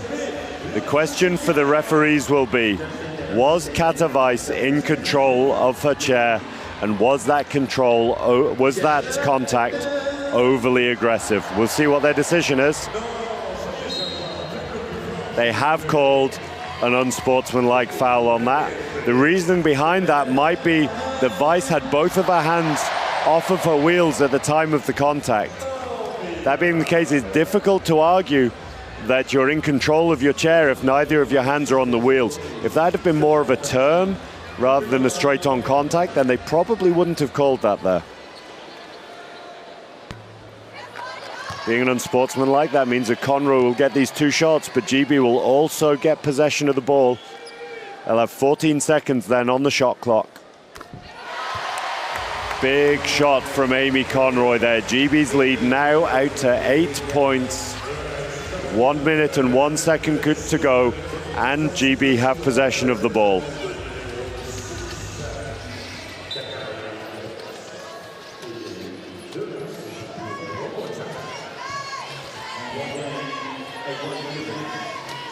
Love taking her time, finds Robinson on the mismatch. Great follow through, and you can see exactly from that shot why it is Lucy Robinson is such a consistent shooter.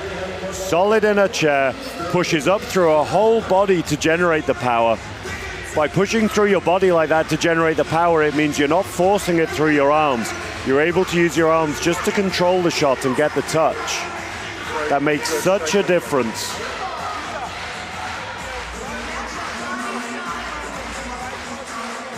Final timeout of the game for Coach Pasavan.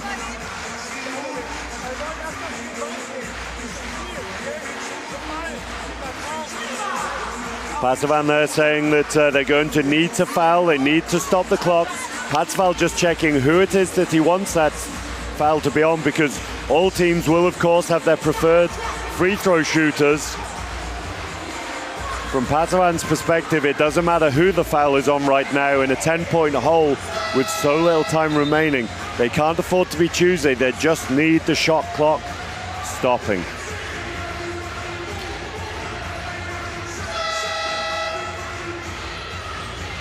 It'll be Patsval to inbound the ball, and Germany need an early shot here. Carragill's going to have to be aware, take this three away. Nobody jumps Bergenthal though, and she hits it. Real lack of awareness from Great Britain there. From what I could see, that was Sophie Carragill's player. She had to pick up and had to be aware of Bergenthal there. Real lack of awareness from Great Britain. I don't think it's going to hurt them, but they really need to be a bit more switched on coming out of a timeout like that. They know that Germany need to get an early shot. They know they need points, and it's likely to be a three.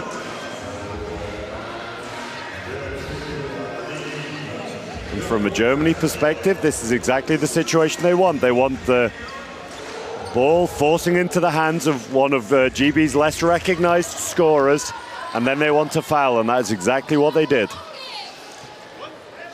Carragill misses the first from the line. Second is good. Big shot by Carragill.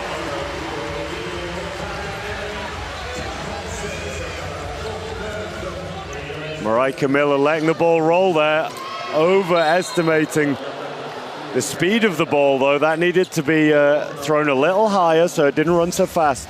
The reason being that the clock doesn't start until the player picks up the ball. As it was, the pass was a little flat though. Love just not quite in control, crashing into the players. Offensive foul by Love. It'll be Germany ball from the sideline. Cargill much earlier this time on Bergenthal. GB just smothering Germany right now. Huge three from Miller, isn't far away there. GB come up with a rebound. That's a smart foul by Weiss. You can see the difference in the two fouls that she's been called on. The one with both hands off her wheel, just crashing in with the chair. That one, she absolutely made sure she had one hand on her wheel, in control, the other hand pressuring the ball and making sure there was a foul.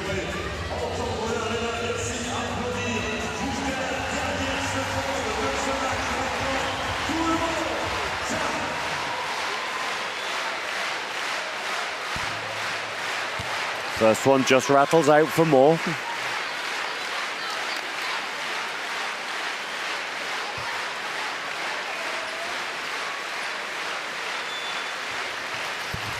Second is good though, and she has such a nice shot from the middle, the low pointer. She has a really fast follow through on her shot, a really aggressive snap to her wrist. And you can see GB wanting to extend here. They don't want to foul, they just want to slow Germany's offense down as much as possible, forcing these difficult shots.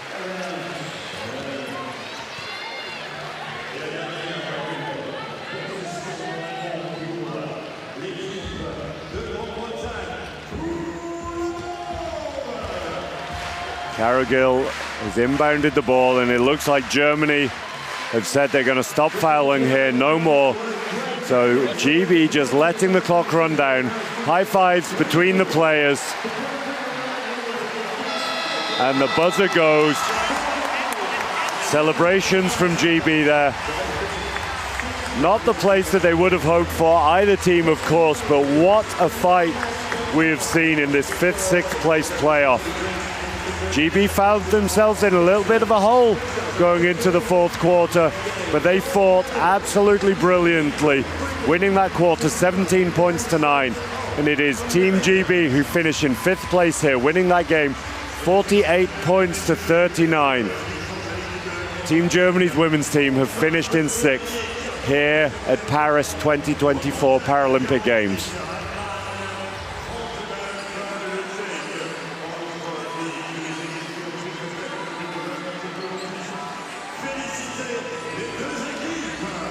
Hugs between teammates as well as handshakes between the teams. Great sportsmanship, of course. So many of these players have known each other for so long, from battling against each other in junior competitions.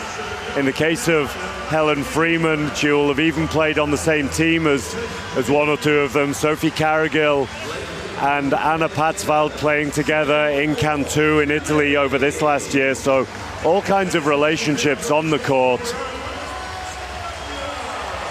Great sportsmanship shown, and GB fans there proud that their team have battled out to take that win, 48 points to 39. See the team statistics there, and the story of the game in a close game was just the shooting percentage of Great Britain in the end.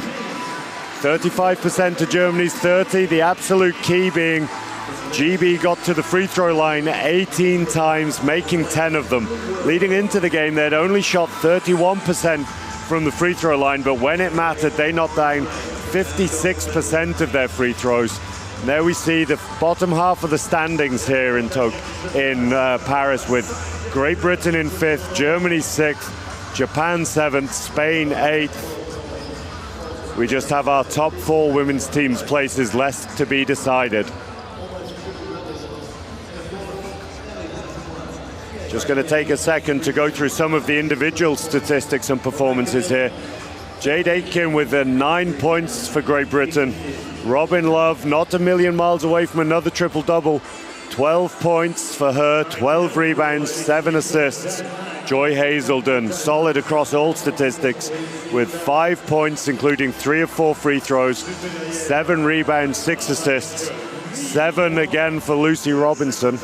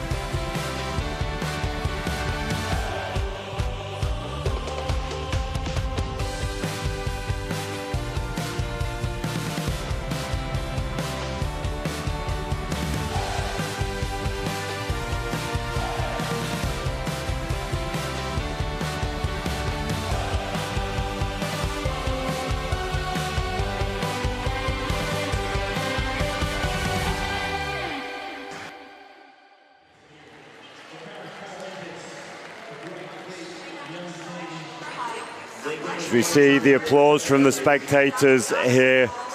Great result for Great Britain. They took the win in the end over Germany, 48 points to 39. And the individual statistics again, Lucy Robinson with another 7 points for her. She's been GB's most consistent scorer throughout this tournament.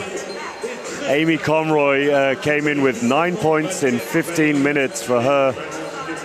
Laurie Williams, 2 points, but 5 strong rebounds from the guard. 3 points for Sophie Carrigill, but 7 rebounds. Fantastic work on the boards from the 1-pointer, 3 assists. Charlotte Moore with 1.3 rebounds.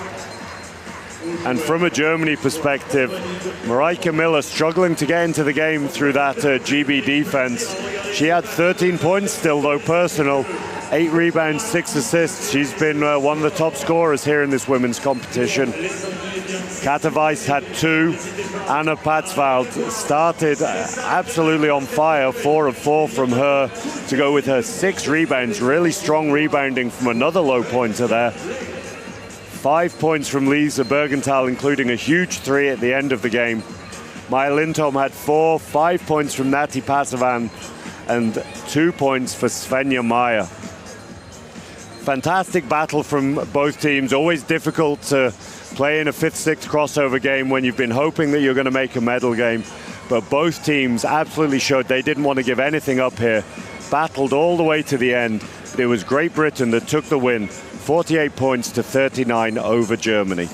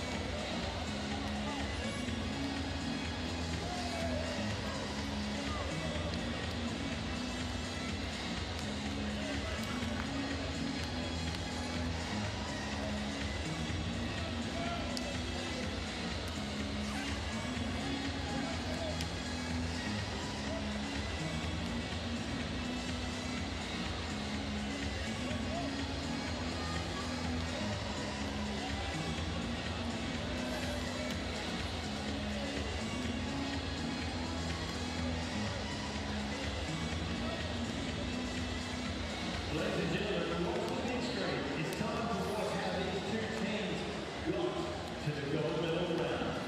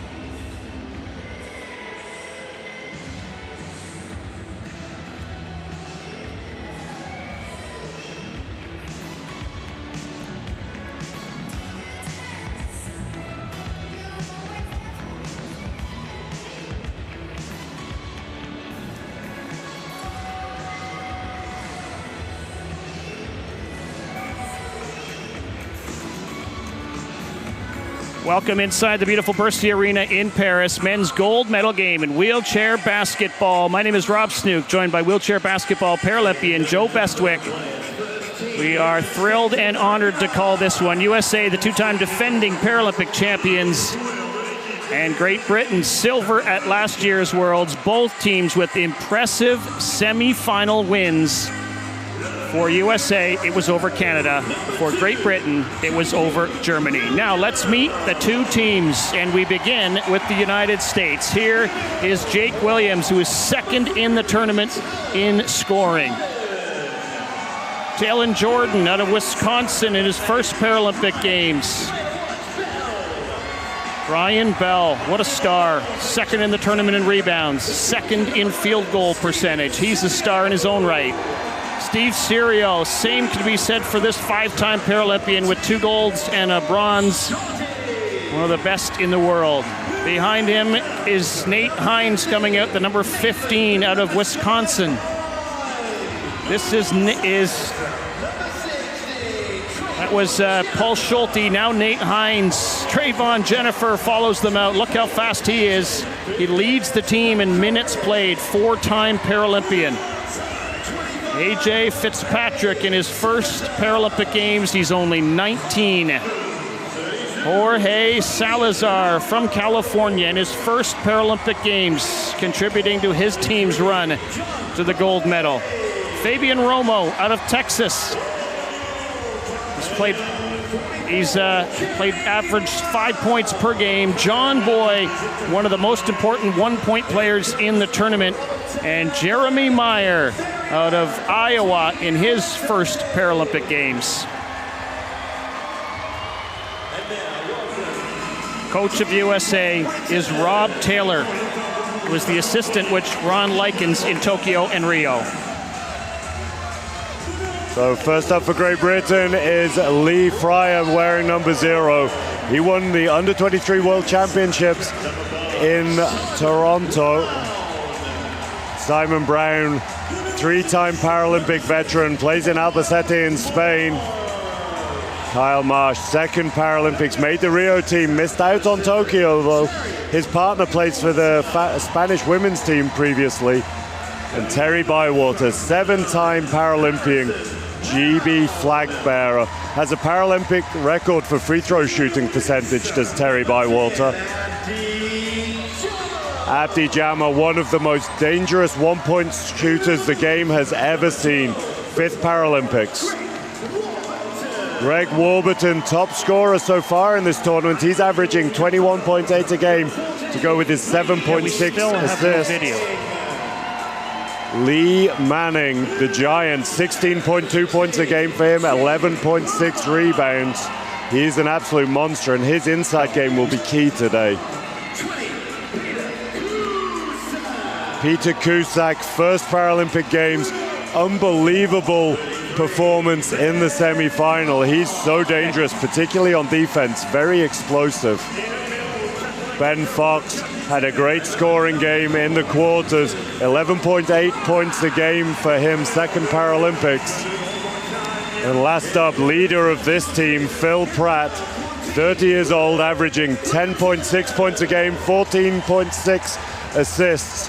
Does a fantastic job of leading his team, and the coaches there, brothers Bill and Joey Johnson, incredibly experienced pair as we prepare for the national anthems of both teams here.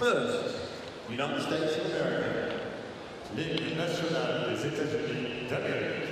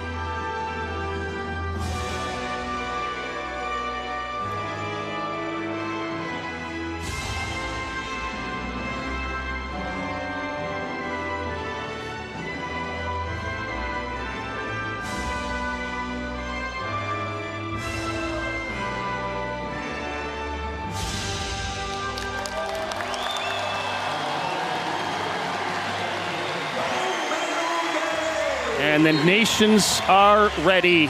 Fans of both teams in attendance, ready to cheer on. An historic night, Joe, because it'll either be a first ever gold medal for Great Britain or a third straight gold medal for USA, and neither has ever happened before.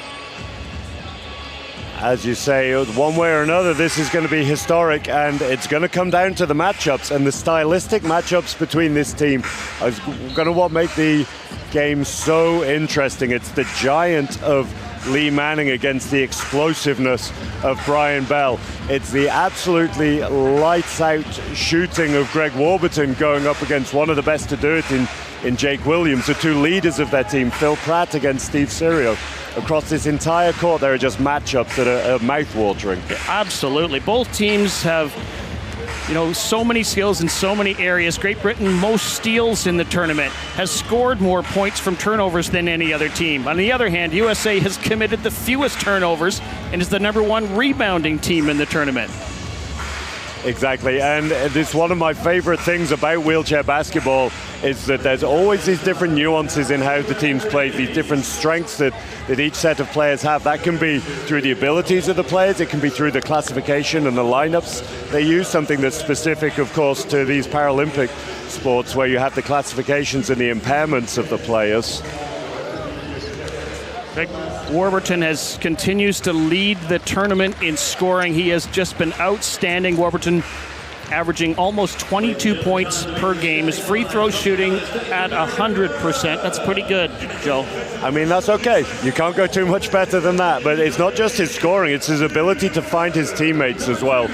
And as you can see, if you look closely with Greg Warburton, part of his disability is the upper limb impairment. That's something that you could limit a player and make it difficult to move in one direction. But he does the best job of anyone out there of masking the weaknesses that he could have there and makes him almost unplayable at times. The lineups have not changed for these teams through the tournament. It'll be Warburton, Manning, Palmer, Fox, and Pratt for Great Britain.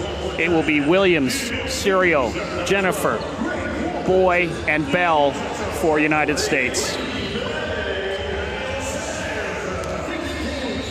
Rematch of last year's World Championship final, which Great Britain lost in heartbreaking fashion, 67-66, unable to get that potential game-winning shot off. And then in Tokyo, Joe, there was only 1 point that separated them in the preliminary round. It was GB winning by a single point. Exactly. The matchups between this team for years and years, as long back as I can remember now, have always been absolutely nail-biting. There's never been much between them. When it's come to the big moments over the last couple of years, the USA have got the edge, but this GB team has been growing and growing together. So many players were introduced at a really young age, and they've just developed together. Players like Phil Pratt, players like Greg Warburton that came into the team at a similar time, and the strength is exactly those relationships.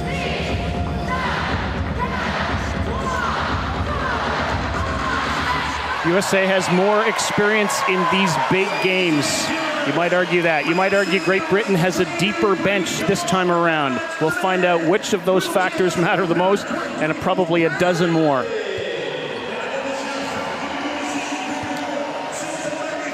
So it comes down to this. It's the gold medal game in men's wheelchair basketball. Great Britain in white, USA in blue, and we are underway. Phil Pratt, the captain of Great Britain, has the ball. His team will look to set up its offense. He throws it underneath for big Lee Manning. One hand catches it, banks it in. First basket, Great Britain. That's such a confidence moment for Lee Manning. Him being able to get inside and establish his presence, to use his size early in the game, will be crucial to Great Britain's success here today. Like, he has the size advantage over everybody in the world. He just needs to make sure he uses it here. That pass deflects off of a Great Britain player. Might have been Ben Fox. And actually, he's going to get a foul charged on him here. Foul's also something that could be crucial here in the game. As we said earlier, GB have a very, very deep rotation, but if someone like Fox comes out of the game, it's the inexperience and youth of Cusack who comes in. Cusack has shown his absolute world class already in the tournament, but not a player with the experience of someone like Fox, of course. Jake Williams, who's also the head coach of the University of Wisconsin-Whitewater. And Steve Serio is going to save this ball. 3 on the shot clock, puts it up, and he draws the foul. Second foul already for Ben Fox. We're 43 seconds into the game. Ben Fox, someone who's made his way in this team by absolutely playing hard-nosed defense. He's so aggressive. He fights for every ball. But the fouls can be a problem, and early foul trouble here. And we'll see if that forces a substitution from the Great Britain team. Overall in the tournament, Steve Serio, 60% free throw shooter. That's 1 of 2. He'll try to make it 2 of 2. Serio has played a lot of his career in Europe, Germany, and of late in Italy. And I haven't heard, Joe, where he's going to play this year. Have you? We'll have to wait and see. He lives in New York, of course, so there's a good opportunity he could play back there. There's a lot of the U.S. guys playing back in the States recently. 2-on-1 for Great Britain, and Phil Pratt misses the layup.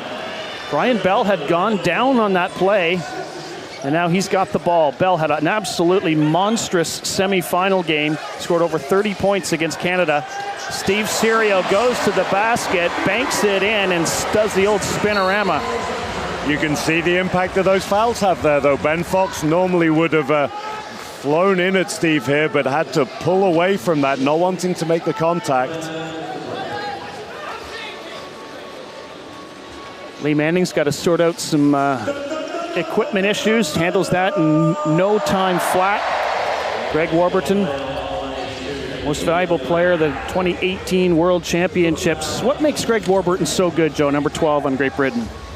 I mean, it is just my opinion, but it's shared by a few people. I think pound for pound, he's the best player in the world. Like, for his classification, there's no one better. He's an unbelievable shooter. His vision is incredible. He's one of the most composed young men that I've ever had the pleasure of meeting. There's really nothing that he can do that he can't do on the basketball court. From 3, from 2, assisting to his teammates, picks up a surprising number of rebounds as well for someone of his size. He inbounds the ball to Manning. He's being guarded by Williams. Tosses it in for Pratt. John Boyd trying to get his hand up in Phil Pratt's face. Sings it across for Warburton. Quick pass to Fox. Back to Pratt. And they want to get the captain going. It's going to be rebounded off of Great Britain and USA ball. A couple of misses early from Phil Pratt, but he's an incredibly confident player. Huge amounts of self-belief, so I'm sure that won't impact him at all as the game goes on. You could see in the previous USA defense, they're looking to press GB as much as possible, and GB using Phil Pratt to break that press. Interesting, as he's usually one of their main handlers. Pratt has the ball now. He missed the games in Rio 3 years ago, but he is fully functioning and dynamite this time around. It was because of family reasons. In Tokyo, I meant to say there, as Jake Williams busts in all alone. So just to clarify, Phil Pratt was on the team in Rio, is on the team now, but missed the games in Tokyo. He's got the ball now. And we've got a foul off the ball, and it is on USA. Trayvon Jennifer. Smart foul by Jennifer there. He knew that seal was coming and that Manning was going to be underneath for another layup.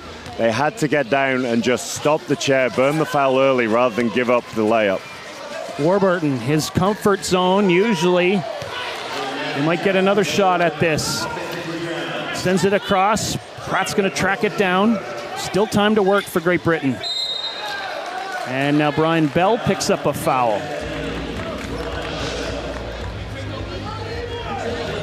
That's USA's third team foul so far. Nothing too much for them to worry about, but it does mean they need to play the last 7.5 minutes of this quarter being a little aware of their fouls. There's 2 more fouls this quarter and they'll be in bonus, and they don't want to put Team GB to the line. Here's Pratt, inside for Manning. He is almost unchallengeable from in there. Early in his career, Lee was a guy who would laugh about the fact that he got as many offensive rebounds as points, because he would have put them up and maybe missed the first, but got his own rebound. He's so big. Now he's become so much more consistent, and you can see the impact he has on defense there, barely reaching above his head to rip that steal down. Warburton tries to launch that one for Fox, and the body's all over, but everybody's perfectly fine. But we've got another foul on this play. It's going to be against USA. Or is it? No, it's on Ben Fox, his third foul already, and we are 3 minutes and 14 seconds in.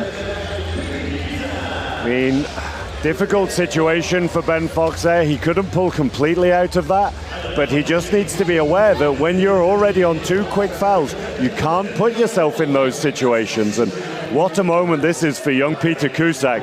First Paralympics, first tournament for Great Britain.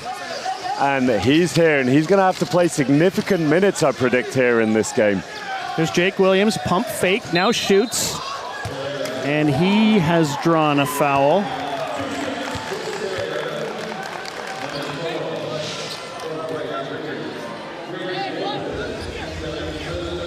So Greg Warburton's first foul of the game. Jake Williams to the line.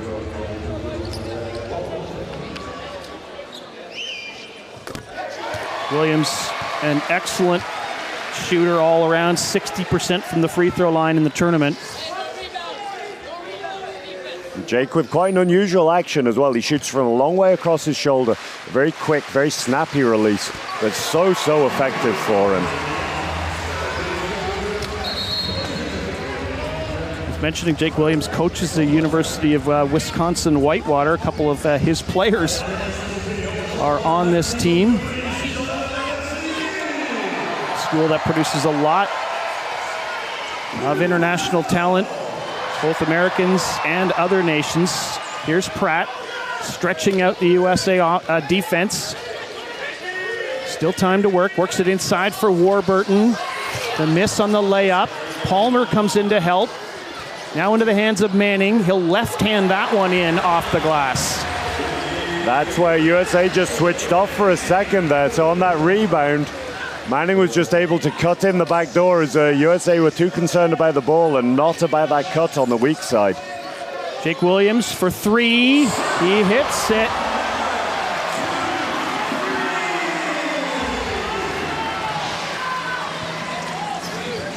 Williams, such an aggressive shooter. He's one of those guys that he has never seen a shot that he doesn't like, and he's capable of making most of them as well. It's that early, quick release from the three-point line. So dangerous for the USA, Jake Williams.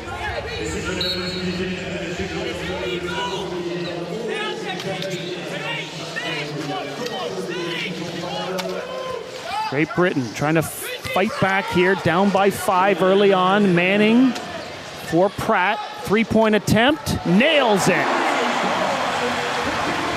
Reply from Phil Pratt there, and he celebrates with his bench as well. A guy who really plays with his emotions. He looks a cool customer, but he gets very fired up when he plays, particularly in games against the US. And Jake Williams responds with a tray of his own, and it's a 5-point lead, United States again. And there's another one back the other way. Both players pumping their chests, or at least reason to. Pratt and Williams putting on a 3-point clinic.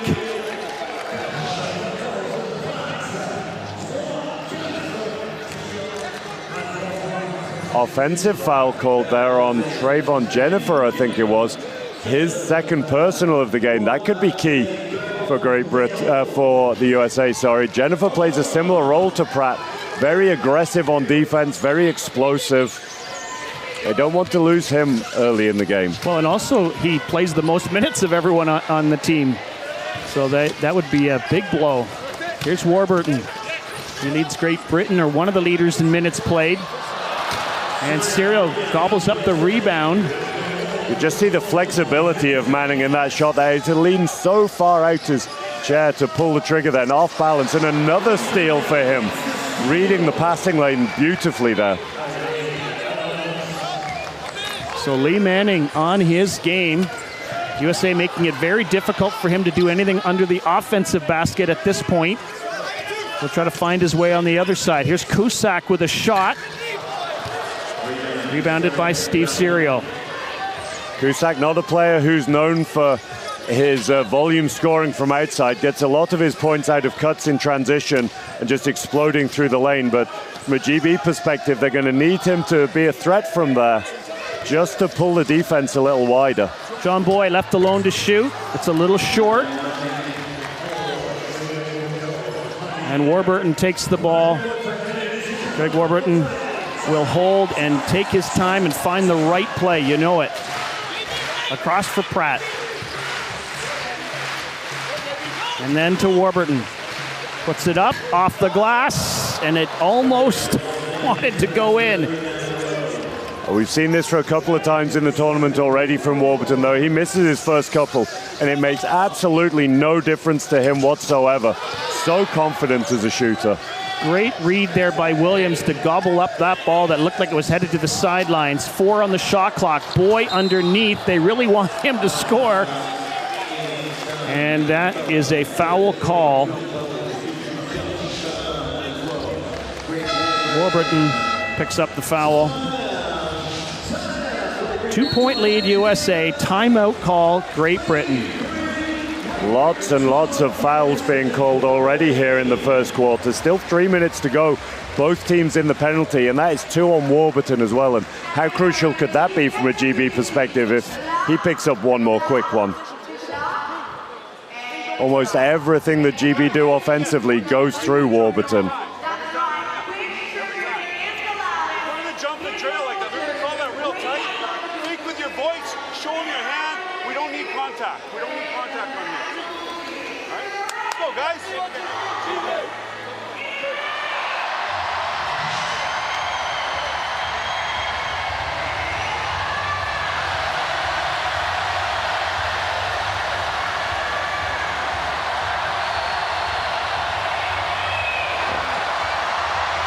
Timeout for Great Britain. They're just reaffirming the coaches there that they need to find their shooters in their spaces. They need to open up, particularly into these corners. Greg Warburton's so dangerous from the baseline that they move the ball quickly enough. There'll be somebody open somewhere.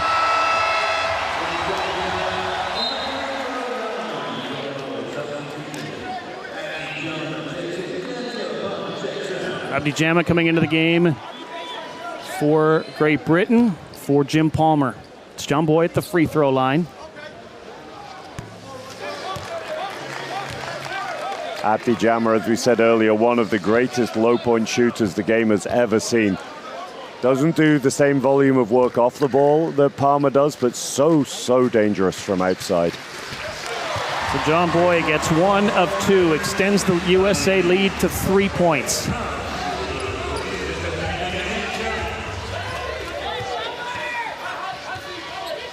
Great Britain captain Phil Pratt working on a 6-point game, gives to Jama. He feeds it right back into Pratt, make it 8 points for Phil Pratt. And you can see so clearly there the impact of these fouls as we watch this replay. Trayvon Jennifer just having to pull away, can't challenge Pratt as he usually would. 2 personal fouls for him already. Here's Bell, here's Serio, here's Williams, and Lee Manning got up to bat it away, but it's going to be USA ball with 8 seconds on this shot clock. Treading a fine line there, Manning. The referee could have called him for backing there. If he hadn't tipped the ball away, I think that might have been a pretty clear foul from Manning.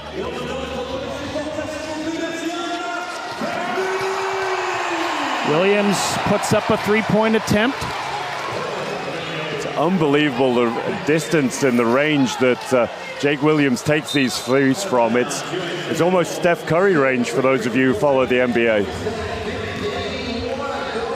Cusack tried a long launch of a pass to Pratt under the basket. It didn't quite work out.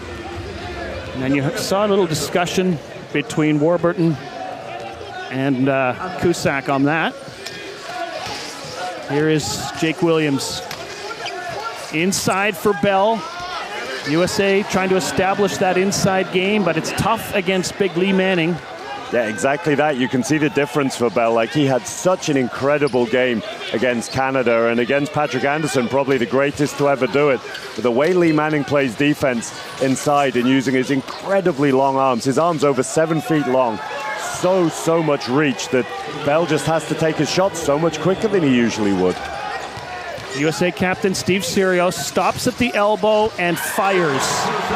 And he is so good from that range when left alone especially. And how do you stop that in transition? GB's so worried about the transition cuts from the USA. They had to pack out the key and it just left Sirio wide open. You've got to pick your poison, don't you, in wheelchair basketball? Absolutely. Great offense will always get a shot off. It's just a question of what shot do you give up. And USA didn't mean to give up that Lee Manning shot, but he converts. Yeah, Manning out to 8 points personal now, 4 of 5 shooting. He's on 8, and Phil Pratt, the captain, is also on 8. And no, actually there is a foul on this play. Is it on Abdi Jama? It looked like Trayvon Jennifer's wheel was just caught in Jama's footplate there, but because of the team fouls, that'll mean that Trayvon Jennifer goes to the line.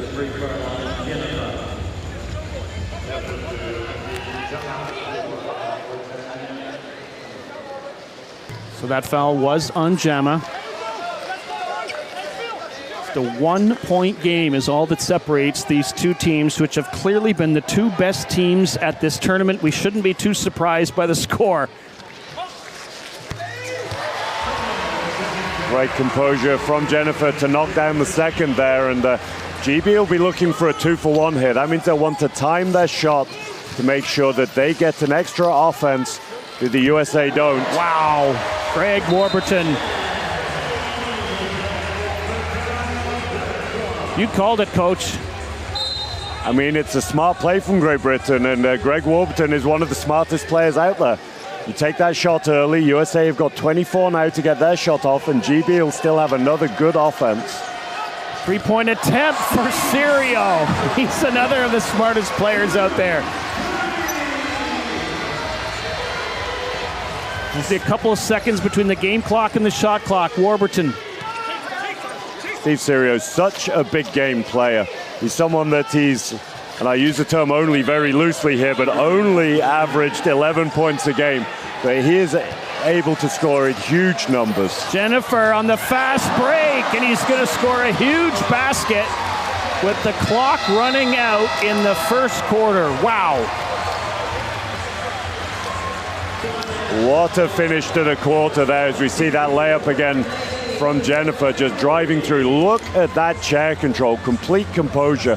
For the basketball IQ of Steve Sirio to take that three, knowing that that might mean, not definitely, but might mean that they get another offense. Incredible IQ from Sirio.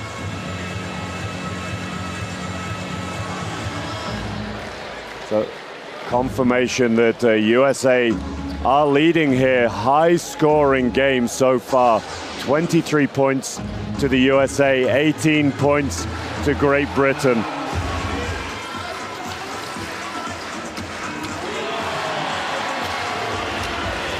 Key to the game so far, GB have taken 7 more field goals than the USA here today. 7 is a huge number in a first quarter, but USA scoring at 64%, whereas GB just down at 44 at the moment. Number of those extra offenses coming from the offensive rebound from Great Britain. They have 3 offensive boards so far today, whereas USA have none. USA, though, 6 of 8 from the free throw line. GB yet to take a free throw. You just take a second to look through the scores here. Jake Williams is on 10. Steve Sirio on 9. 3 for Trayvon Jennifer, 1 for John Boy. From a GB perspective, Phil Pratt has 8 points. Lee Manning has 8 points. Warburton 2 with that huge shot that he hit right at the end of the quarter.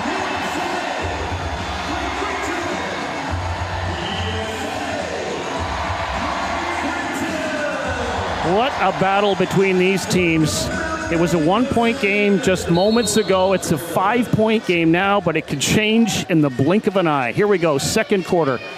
Steve Serial with the ball.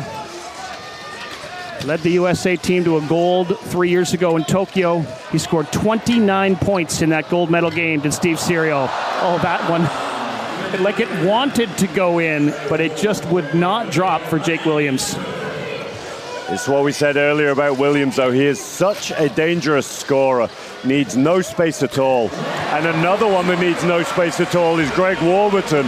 Such a quick release. Toe-to-toe, nose-to-nose. These top competitors, two best teams in wheelchair basketball. Serial thinks about three, still has time to work.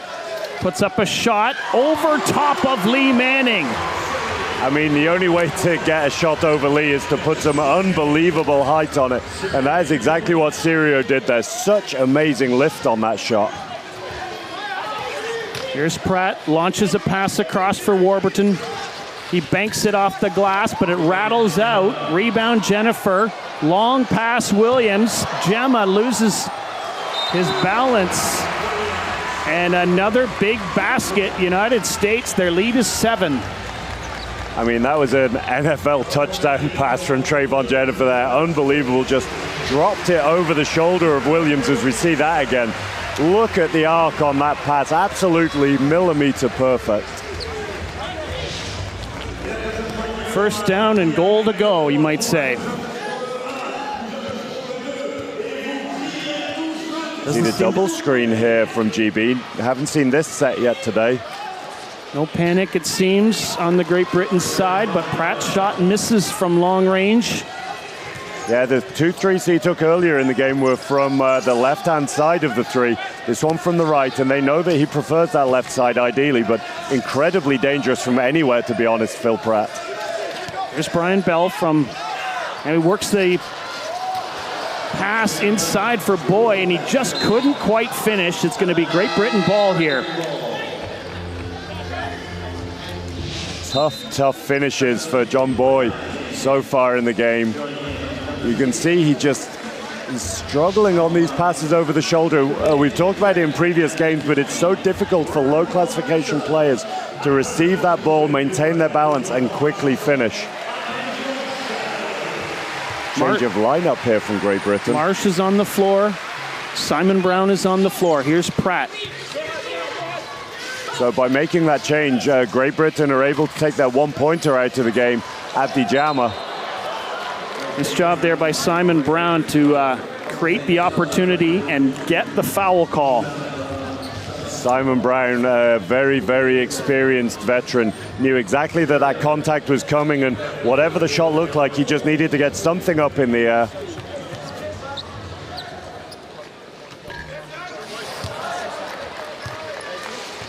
Well, Brown should be forgiven because that was his first foul shot of the tournament. A guy who's not played quite as heavy minutes in this tournament as he has previously. 50% foul shooter, though.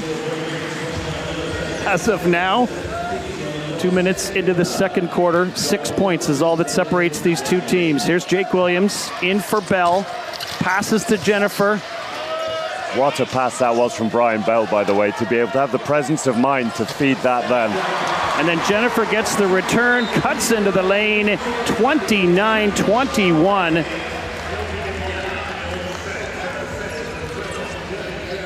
This lead from a Great Britain perspective is starting to get a little bigger than they would like, but we have seen them have slow starts in a couple of games here so far in Paris, and they have had absolutely blistering second halves where they've been unplayable.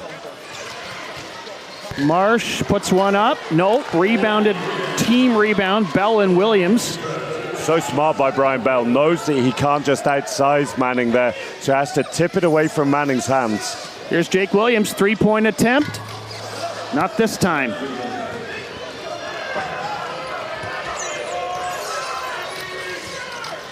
Pass inside for Manning, and even Brian Bell, who's so big, couldn't reach up and knock that one away from big giant Lee Manning. That's going to be essential for Great Britain. Manning just pushing the floor so aggressively. Usually in wheelchair basketball, you tell players they should cross up the floor. Manning just straight line speed there, powered his way inside.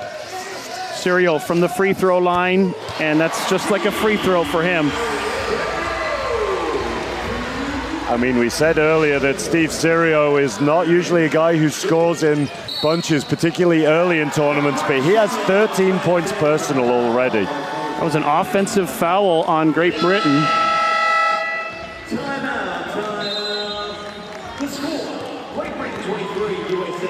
So USA with a 31-23 lead. This was that last booty shot by Steve Serio. All the calmness of a cucumber. Going a little deeper into Steve Serio's numbers here, you can see the difference in his game. He's been averaging 11.2 a game. He already has 13 points. However, he averages 9 assists.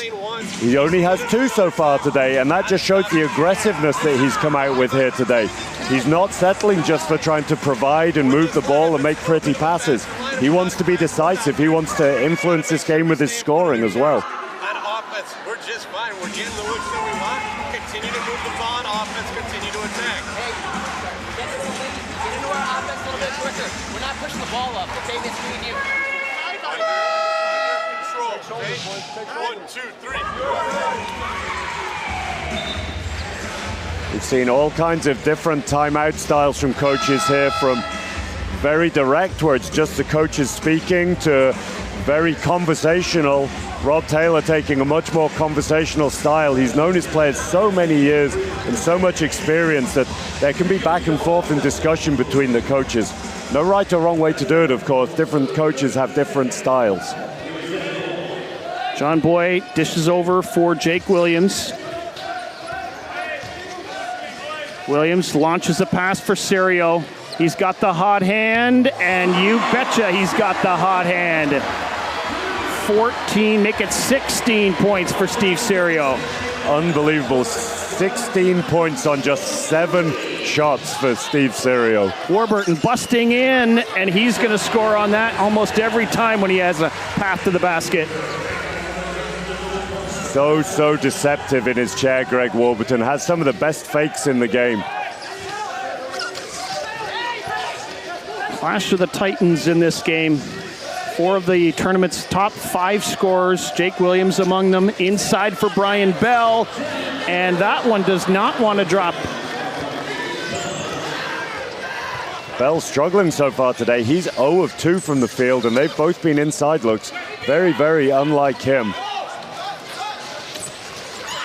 Here's Marsh in for Manning. He's got the size mismatch, and he gets it to fall. That has been the best play for Great Britain in this game, bar none. See, that one absolutely wiped its feet, though. It looked like it wasn't going in, just dragged itself down in the end, though. USA maintaining their lead, but GB are not going away here by any stretch. Bell now takes the pass. Looks, reaches up over Marsh, still can't get it to fall. Marsh sitting a little lower in his chair than he has done in previous years, but his more dominant arm is so long, it's really, really deceptive. He's so hard to shoot over. Warburton slings it back to Marsh. That one's going to rattle out. Now, why would he set his chair lower?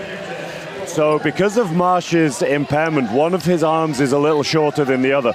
And he's quite a tall guy, so when he used to sit higher, he had this height advantage, but he just struggled to be as dynamic in his chair. Sitting lower is giving him more speed than he ever had before, so a lot more maneuverable now.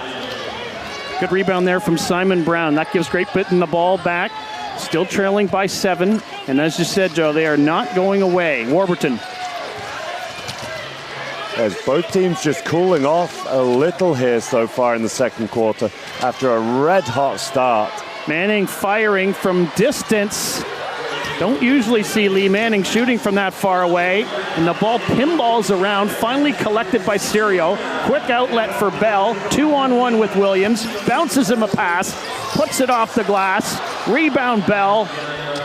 They still can't get it to fall. Brian Bell, and finally taken away by Lee Manning. And Bell is Just can't break the seal on the basket. He did everything he could there. He tried underhand, he tried right hand, he tried left hand. None of them would drop for him. And this game just getting a little ragged at the moment. The emotions starting to come into play. That first quarter was so cool and calm offensively from both sides, but really a little uncontrolled here at the moment. And Cirio just inserting a little calmness into the situation. Rare miss from Cirio, but Boyd picks up the ball. Back it goes to Cirio. He sends it across for Bell. He knows how important it is to get Bell going, does Steve Cirio. He gives himself an assist, and he gives Bell the basket. And that's just smart basketball from Brian Bell. He knows he's struggling inside. He knows he's feeling the pressure of the size of GB. So go, okay, well, I'll just space out, sit over here then. Turnover, Great Britain. USA gets the chance to work on its 9-point lead with under 2.5 to play in the second quarter.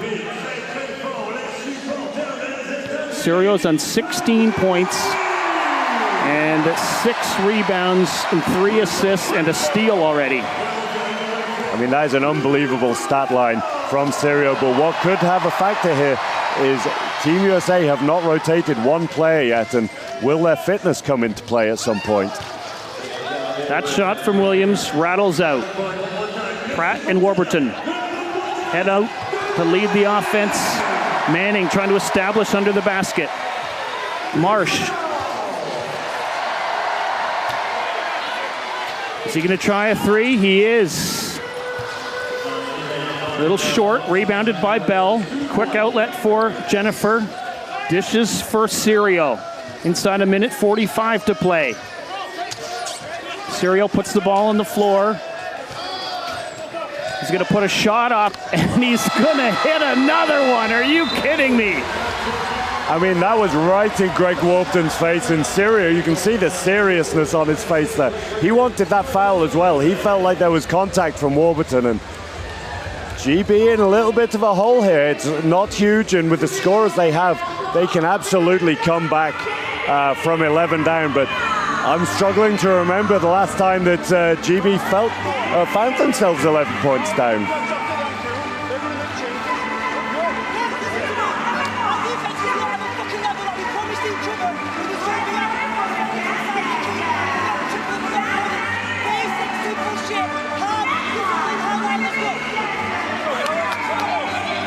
That to me is an ideal example of Greg Warburton's leadership. He may not be the captain on paper, but he is absolutely one of the leaders of this team. And apologies for any of you who heard some colorful language from Warburton there. He's an emotional guy who's fired up. But the gist of his message was that they promised each other that they were going to play hard-nosed, aggressive defense. And from his perspective, they haven't done that so far today, allowing 38 points from USA. Last minute chat before play resumes between Warburton and Pratt, the two offensive leaders of this Great Britain team. They and Manning. Abdi Jama's out there with Cusack. That's the 5 on the floor for GB. Pratt bounces it to Jama. Jama launches one in, a long two-pointer for number 10. And there you see exactly why Jama's been brought into the game. Fox, slightly more dangerous shooter than Cusack, but Fox has had to take a seat with his early fouls. Great response to bring Jama in, though, and add to the offense in that direction. Cirio now 7 of 10 from the field. Those are some pretty good numbers. Here's Pratt. Bounces for Warburton. Cirio guarding him closely. They know how dangerous he is. He's got it now from the baseline, and he hits. Warburton's coming alive with 8 points. And there you see the dangerous two-man game between Warburton and Manning. Manning doing such a good job to screen Warburton. He knows that the second they leave him, Manning's able just to explode into the key, so opens up so much space for Warburton. Williams slings a pass across for Cirio, underneath for Jennifer. And that was always going to be a tough play with Pratt leaning down on Jennifer. Final seconds of the half. Warburton in for Cusack. Misses. And that's going to do it for the first half. It's going to be a 7-point lead, United States over Great Britain, 38-31. What a battle. Unbelievable. And one of the things I like most just there is that was a huge moment for Pete Cusack there, an uncontested layup that he just doesn't have the composure to knock down in that situation. But the first thing that happens is all of his GB teammates are patting him on the back. The psychologist is next to him, Terry Bywater, the veteran, with his arms around his shoulders. Absolutely, the Team GB just showing their togetherness there. Really impressive.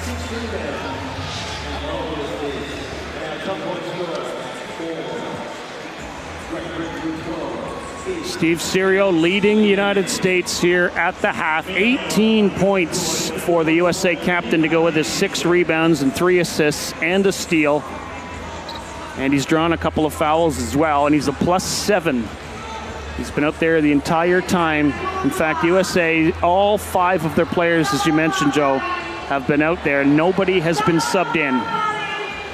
No, it's Serio supported with the scoring of Jake Williams. He has 12 points personal so far on his 10 shots. He's a guy who, although 40% isn't his target, he is absolutely capable of just scoring buckets so quickly that GB can't take him lightly at all. From a GB perspective, the scoring's been a little bit more spread. Lee Manning has 12 on 75% shooting to go with his 8 rebounds. Almost a double-double for him already, as well as 2 steals. Greg Warburton with 8 points personal. A little cool early in the game, but has heated up as it's gone on. And Pratt also has 8 points personal on just 6 shots. 8 assists as well for Pratt, it's worth pointing out. Always looking to find his teammates.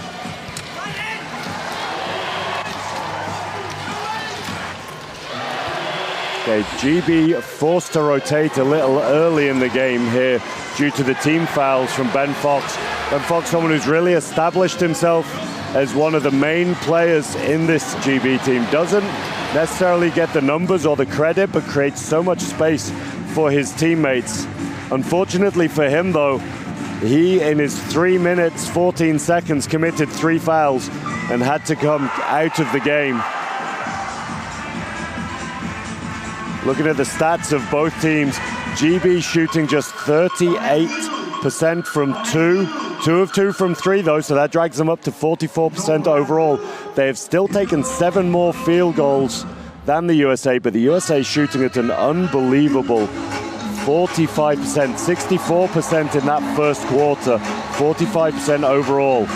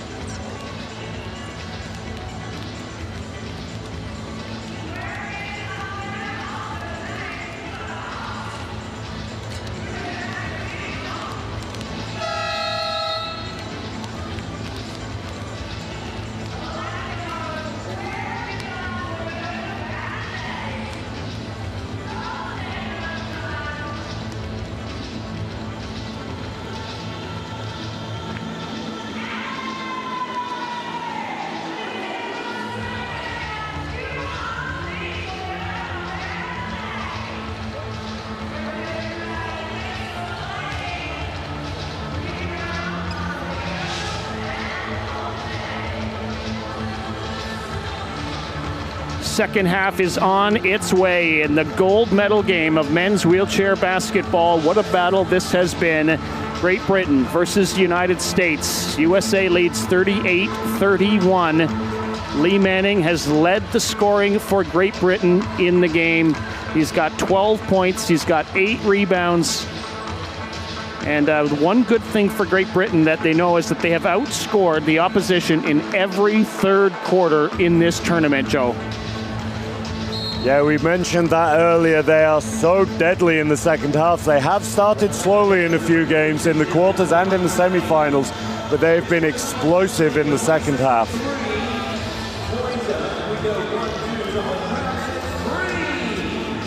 Here we go, second half action in the gold medal game of men's wheelchair basketball. Great Britain captain Phil Pratt is going to inbound the ball. Will Great Britain win its first ever Paralympic title in wheelchair basketball? Will USA be the first team ever to win 3 in a row? Here we go. Warburton takes it to the basket, and he has it swatted away by Jennifer. Then the quick pass inside. What a presence of mind by Pratt. Now we see how dangerous Manning is. He did a great job initially just blocking for Warburton, pinning the defense, giving him that layup, but then immediately attacking the basket. Attacking the basket the other way is Serio. It's a 5-on-4 right now. Palmer is out of the play. Williams, Serio. Palmer does well to upright himself, comes back into the play. From outside comes the shot, and it is rebounded by Big Lee Manning, and he is up to 9 rebounds already. USA will be disappointed that they weren't a little more aggressive there. It's sometimes you can feel a little lost in these man-out situations when you're not expecting it. So you just need to be aggressive, be decisive, attack the basket through your seals. Good steal there by Williams. That ball was headed for Ben Fox, who's back in the game with 3 fouls. Here's Serio. Watched by Manning. Puts the ball on the floor.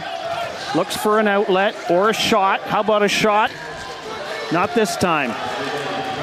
Serio cooled off a little towards the end of the second and here at the start of the third, but smart by him to attack Ben Fox's side. What they're going to want to do is try and force him into drawing more fouls, but Fox flying through the key there and drawing the foul. If Williams could have just got in front of him a little earlier, Fox wouldn't have been able to stop. That would have been an offensive foul. It looks as though the referees are just going to the monitor here just to have a look if that was an unsportsmanlike foul or not. I would be surprised if they called that. It didn't look that way to me, but it has been something that the referees have been looking for in the tournament. Now, what would be some of the factors that would help determine whether that's a unsportsmanlike or not? There's a few things they need to take into account. They need to take into account the intent of the player. Was it out of control? Was it dangerous? Things like that. They're the sort of key factors, and it can be really subjective. So the referees have made their decision, and that was not, and I repeat, not an unsportsmanlike foul there, just a personal foul. Foul on Jake Williams. Abdi Jama has come back into the game, and Palmer is out of the game for now. Here's Pratt, watched by Williams, launches a pass across for Jama. They like his shooting from there because of that. I mean, you can see Abdi Jama there. His chair is pointing in one direction, his body's pointing in the other, and he just knocks it down. And the key is he keeps his shoulders so square. Even as his chair turns away, he's just so square to the basket. The energy in here is incredible. 3-point game. Williams fighting off a player, got it to Serio, and Steve Serio, unmolested, fires one in. Fox has to be so careful there. He's just reaching all across Williams, swinging and swinging at him. He is getting the ball, but all it's going to take is a small contact, and that'll be his 4th foul. Pratt comes right back, and a calm response from the Great Britain captain has his team back to within 3. What a battle this is. It really is. I mean, we predicted it would be. It's no surprise. And the differences in the game, can GB keep Fox's experience in the game? Nice. That time the feed was from Serio to Jennifer, and he converts. You see the difference, Fox having to be so careful there on that defense. He can't allow the player to get caught on his foot plate. Warburton kicks it out for Jama. Finds Pratt. Bounces it to Jama. The fake, slings it across for Warburton. Jama, 4 on the shot clock. Oh, that one just rolls out. Brian Bell's got the ball now for USA. Strangely enough, only a 2-point game for him. Gives it to Serio. Williams. Difficult game for Brian Bell inside. Just the size of GB is tough for him to match, but he's so dangerous from outside as well. And with different lineups, he seems to take on a different role. He's more of a ball handler, but we haven't seen those different lineups in this game. Exactly. This USA team is in a little bit of a rebuild in some respects. They have some youngsters there sat on the bench where this is their first experience of Paralympic basketball. So the US are having to stick with their main lineup. Pass finds Pratt. Jama. Warburton. He's got a perfect spot for him. It rattles out. Manning gets swarmed. He can't come down with that. And we've got an unsportsmanlike being called here. Is it on Trayvon Jennifer? Now the foul was on Manning there. It looked like Manning and Jennifer's arms were tangled. You can just see on the replay there, Manning falling a little, getting tangled with Jennifer. Goes to let go of him. He's just making sure he doesn't fall, but the referees interpreted that as an aggressive action from Manning. Be 2 from the line for Jennifer and then possession for the USA.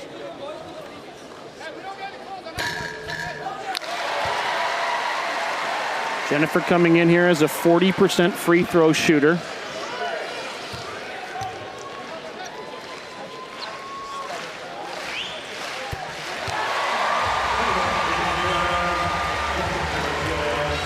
Sometimes these numbers from early in the tournament don't have a reflection on what comes in the big moments. Trayvon's such a veteran, so experienced, and we've seen that already from Steve Serio, a guy who's not scored huge numbers, but it's come into a final, and all of a sudden he's getting his gun in the game. People play differently when there's gold on the line. Jennifer, Serio from the elbow. As the shot clock was running out, it was a good attempt by Serio. Had a good look. USA lead stays at 7. You can see here how careful Fox is being on these pick and rolls. He's having to slow down a little earlier so as not to risk an offensive foul. It'd be catastrophic for him if he was to pick up a 4th early here. Here is Warburton. So the defenses are playing so tough. Williams takes that pass, but Pratt gets back so quickly, he doesn't have a path to the basket. Here's Williams from in the paint, fights off a couple players, but can't get it to drop. Williams, not the biggest, may have been better off just slamming the brakes on a little earlier and taking a middle distance shot, but perhaps he's looking to try and draw the foul on Fox. Again, going inside, and Fox with his hands in the air. Pratt across for Warburton, loses the handle. You very, very rarely see that from Greg Warburton. He catches everything one-handed, of course, but so composed and so strong with that one-hand. It looked almost like he was thinking of the next thing he was going to do before he'd caught the ball. Just to clarify, USA has yet to go to its bench. Every player has played every minute who is out there now. Here's Bell. Across for Williams. Jennifer comes in to help out. Williams puts one up. Had a pretty good look, but it's a long ways away. Amazing defense from Abdi Jama there, known for his offense, of course, but having to defend outside of his classification there. Jake Williams at 2.5 with far more core function than Jama, but Jama not letting him move anywhere. Jama a bit unlucky there. That ball knocked away from Serio, but he's going to gather it in again for John Boy. Great awareness from Serio. Really, really close to an 8-second call there. Nice move by Serio. Dishes for Williams. Yes! This time Williams stays at middle distance. He doesn't drive into traffic, and you can see Serio with the round the back, the pass fake to Trayvon Jennifer, and just kicks it exactly into Jake Williams' shooting pocket here. Look at that. Exactly where Williams needed the ball for the quick release. And that's key for shooters. If you don't get the ball where you need it, you need to reach out your cylinder. It just takes your timing away. So a 9-point lead. Great Britain timeout. We need some movement on the weak side. Even if it's just an exchange, whatever it is, we need some movement on the weak side. Right now we're really stagnant there.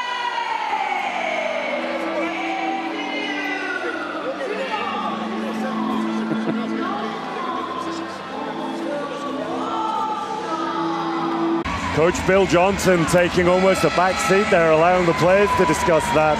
All the players except for Phil Pratt, that was, who was actually sat to one side with assistant coach Joey Johnson. Joey, obviously one of the most experienced players in the entire world, multiple gold medal winner. 3 of them on those teams with Patrick Anderson from Canada. The Johnson brothers coaching this Great Britain team. 9-point lead, United States. Great Britain trying to fight back. Warburton, tournament's leading scorer, launches one up. Manning rebounds and tucks in another one. 16 points for Lee Manning. Smart again from Jennifer. He took a swing at that ball initially to see if he could knock it away, as we see that here. But as soon as he realized that Manning had a clean shot, just pulling his arm away, not risking the 3rd foul. Quite a battle going on between the 2 number 33s, Boy and Fox, away from the ball. Here's Williams from behind the screen. Yes!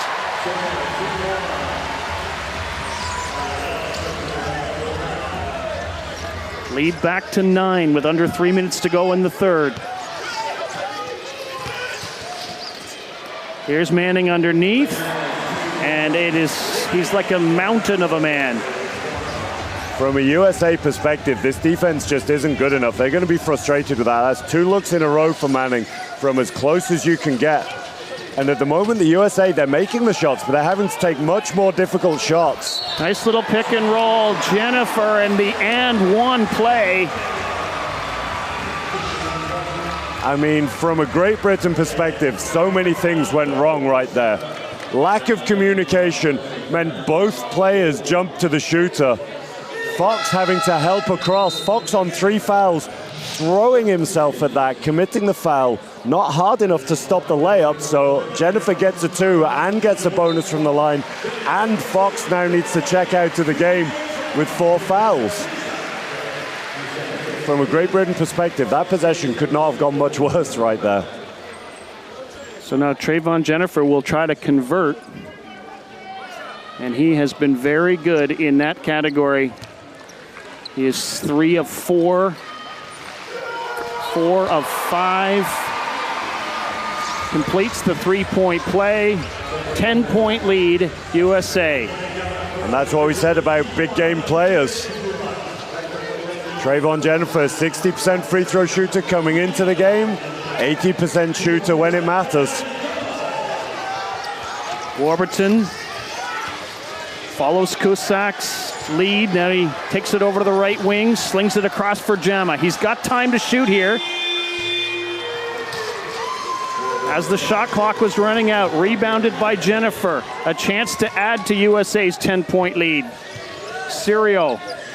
What you couldn't see there, it was off camera, and we could see it from our position here, was that Steve Serio took his initiative and just backpicked Lee Manning completely out of that possession. Nothing Manning could do to get around Serio, so GB had to play without their giant talisman. Serio that time, his shot rattles out.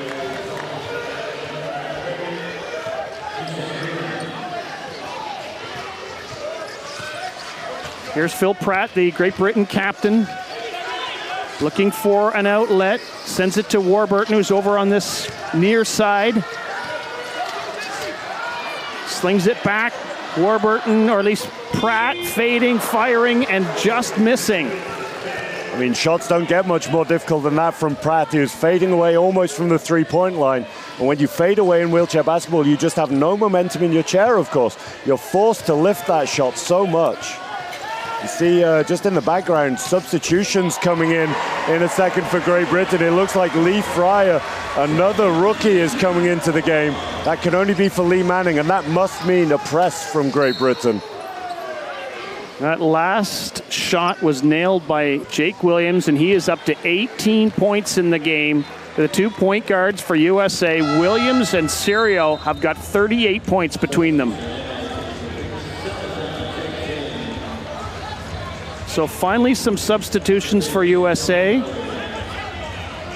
It is Salazar coming into the game and Jordan coming into the game. Serio's going to get a little breather.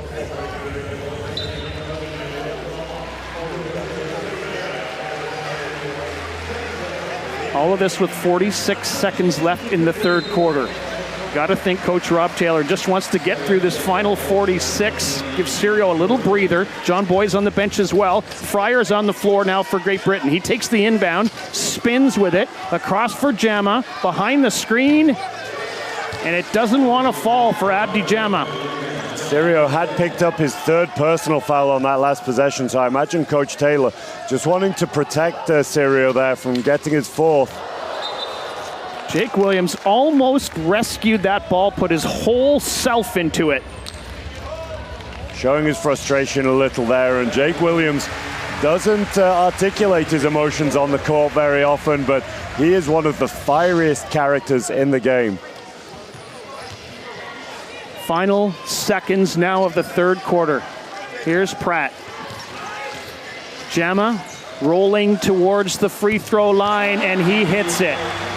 That was huge from a GB perspective, because if that shot was missed from Jama, they were giving the USA a long time to get another offense. Three-point attempt. Williams rattles out, picked up by Bell, got one more up, and it's not going to drop. It would have lit this place on fire if it did. I mean, from any other player, I would say that that three was a little early from Jake Williams there, with Bell able to pick up the rebound. He was so far away from the three-point line. But Jake Williams, as those of you who follow wheelchair basketball know, is more than capable of making a shot from that range. So he may be the only player in the world, with the exception of Patrick Anderson, that's not a bad shot for.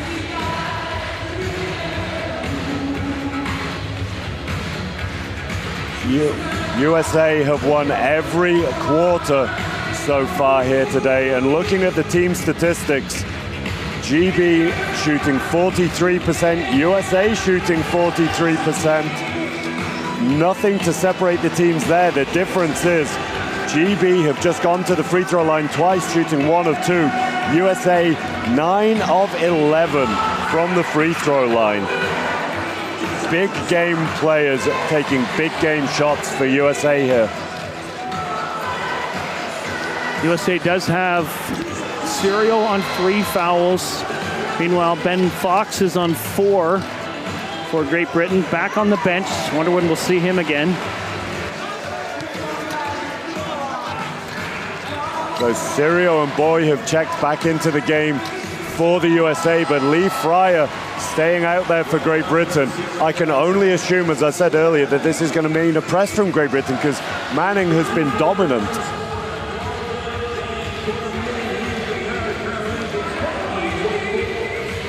And here we go with the fourth quarter in this men's wheelchair basketball gold medal game at Great Britain and the United States. 2 best teams in the tournament so far. Hard to say who was better coming in. Right now it is USA leading by 10 points.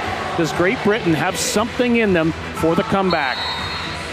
John Boy is going to inbound the ball to Jake Williams. Williams on an 18-point game already. In for Steve Serio, and nice play by Peter Cusack to take it away. Frustration on the Great Britain bench there. Serio has hit the deck and the referee stopped the play.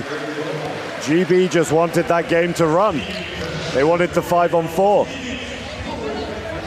As we can see, the two youngsters, Fryer and Cusack, just working on back picks. They know that the USA have not rotated much here, and they just want to take the arms away. So, opening seconds of the fourth quarter have already brought some drama in this gold medal game. Great Britain with Pratt, Jama, Fryer, Warburton, and Cusack on the floor. USA with Williams, Boy, Bell, Jennifer, and Serio. Here's Jama rolling into another shot. That one just rolls out. And this is a huge roll of the dice by the GB coaches here. Fryer is an unbelievable player with unbelievable potential, but he is very, very young along with Cusack, and they're putting these two rookies in one of the, well, in the biggest game that there is in a Paralympic final. Here's Brian Bell fading, firing, hitting. A huge basket for Brian Bell. Unbelievable from Brian Bell. Really struggled inside in particular, but huge outside shots. Only 4 points, but that one, you don't get bigger than that over Pratt's hand. Abdi Jama has become a really important part of the Great Britain offense in this game as Fryer hits a big shot for GB. And how confident is that young man there? No hesitation behind that screen to just fire that shot up there. Williams dishes inside for Serio. Williams, he's got time and space. Just see the rotation of Williams' chair there. He was lined up that was going towards the back of the ring. A lot of the time his chair's turning away from the basket as he shoots it. Not that time though.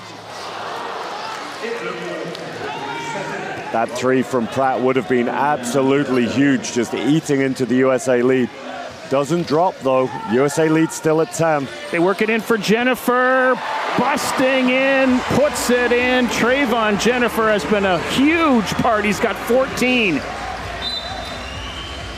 A huge piece of the USA offense. And substitutions happening here. Lee Manning's coming back into the game. Ben Fox coming back into the game. Cusack and Fryer had their moments of fame, and they'll get more in the future. I think it's worth pointing out what an unbelievable job on the defense USA are doing. Team GB, by far the highest scoring average team in the tournament, nearly 81 points a game they're averaging. And after 32 minutes of basketball, GB just at 45 so far, 47 now after the next layup from Manning. Well, he just continues to do his part, 20 points for Manning, but his team's still trailing by 7. Quick pass inside from Serio to Williams.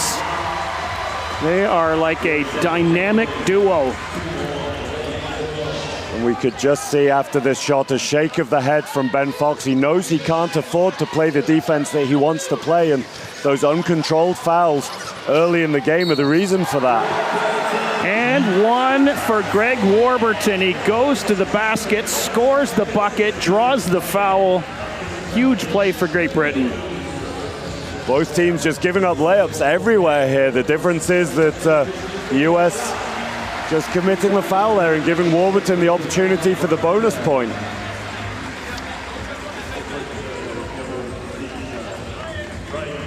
It looks like Warburton's strapping has just come a little loose, and particularly as a double amputee, the strapping in the wheelchair is absolutely key to keep him tight and in the right position in the chair.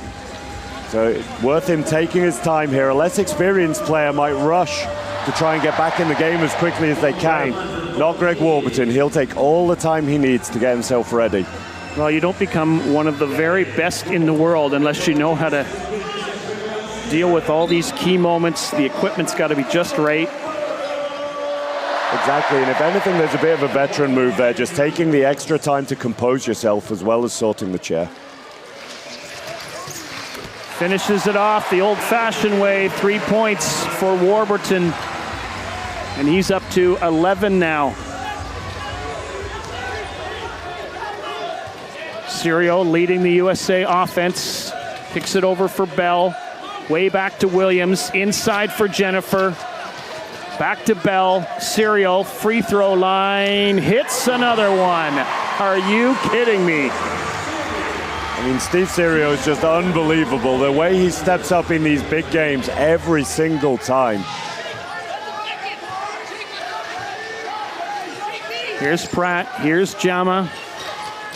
Inside for Manning. Look how he reaches up and gets fouled in the process. He wanted the end one as well. That is the fourth foul for Steve Serio. How huge could that be here? Manning smart, didn't make the shot, but going up through Serio's arm there to draw the contact. Serio felt that he wasn't in Manning's cylinder. That could be a huge moment in this game, absolutely crucial. And this is where we talked about earlier, Brian Bell having to change his game now. Serio's at the game, Salazar a lot more of a post player. So Brian, I assume, is going to have to take over some of the ball handling here. He seemed to relish that in the games, maybe against opponents that weren't quite as good as Great Britain. We'll see how he feels about it here if he's asked to do that.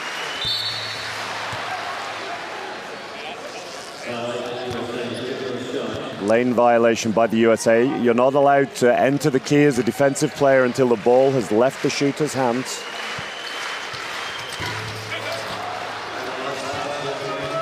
Nice rebound though by Bell. Contact by Cusack, but that didn't bother him. And as predicted, we see Bell taking over some of the ball handling here.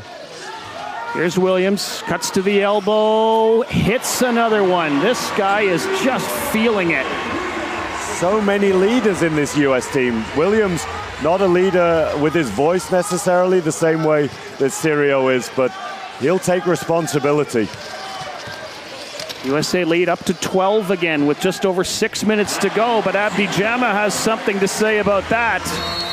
Yeah, speaking of players who are happy to take responsibility, Abdi Jama more than happy to put the team on his shoulders if he needs to. He's up to 8 points personal now, as well as 3 assists. Ryan Bell, ball handling for USA right now. Takes it to the key, sends it back to Williams. Back inside for Bell, gives to Salazar, puts up a shot, rattles out, Manning the rebound. Interesting setup from the USA here. I would have assumed that Bell handles, but I would have thought he may have gone to the wing a little more to put Salazar in the middle and allow him to cut off the triple switch. Warburton! And the lead is down to 8, and USA wants a timeout. Smart timeout from the USA here. They need to just stop GB's. It's not a huge run, but it is a 2-point lead in the quarter so far. And they don't want this lead to disappear too much while Serio is on the bench. And it's going to be a gamble for Coach Taylor.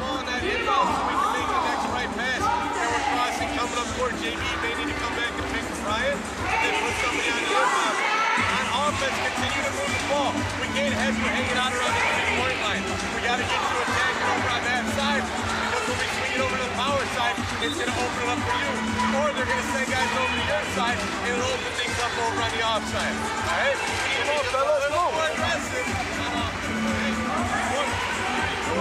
right? Really clear, really calm timeout from the USA there. Just Coach Taylor reminding Salazar that he can't be floating around the three-point line, that what he needs is him to be closer to the edge of the key, more within his comfortable range, that when the help goes to the power side, that he's more open. Had a quick glimpse there of Paul Schulte, USA player who has come back in his mid-40s to be a member of this USA team, and he is cheering on every move of his teammates. Williams. Work it to Salazar from just inside the elbow. It rattles around, and then guess who's there for the rebound? Williams.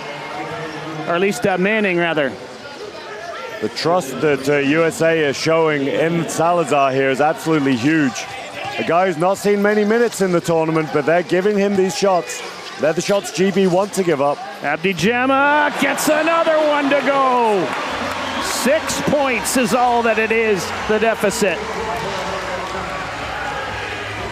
What a player Abdi Jama is. You can see he doesn't even glance towards John Boy as he pressures him there. The only thing he can see is the basket.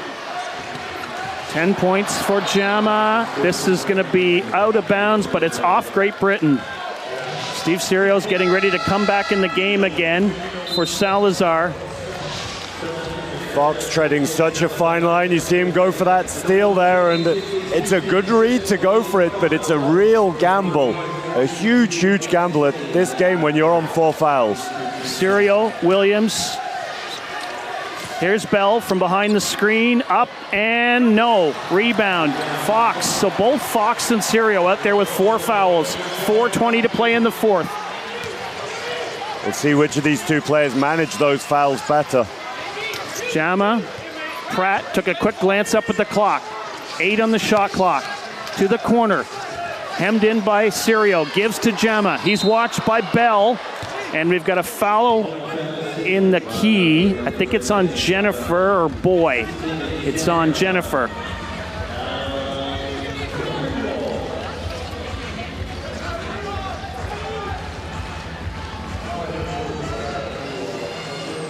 Third foul on Trayvon Jennifer.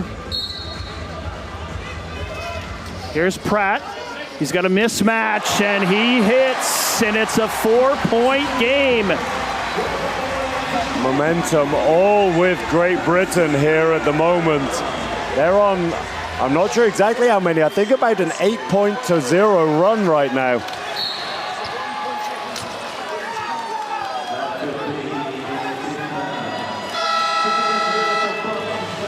So Ben Fox has just fouled out of the game for Great Britain. And that means double switch here with Marsh and Simon Brown. I mean, we said we'd see which of the two players, Sirio or Fox, would manage their fouls better, and that was one of those situations. There was just no reason for Fox to foul there. Here's Williams. In for Bell. Slings it back for Sirio. Warburton all over him, and he can't get it to fall. 4-point lead, less than 3.5 to go. Here comes Great Britain. Difficult for Sirio, but in a situation like that, when Warburton's leaning so far over, he might be as well driving on Warburton and trying to draw the foul maybe. That foul was on John Boy. And that's, USA is in the bonus now.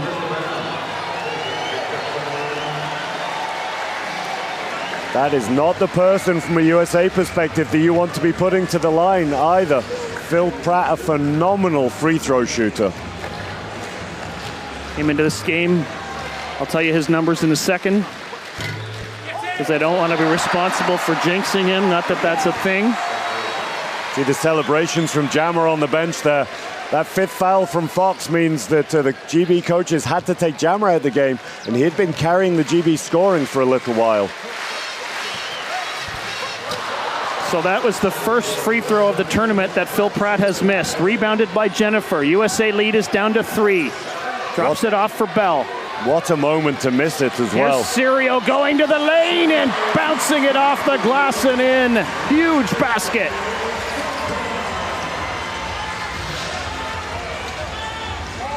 As we see that replay there, the tactic from Great Britain now is clear. Manning is looking to break as soon as possible.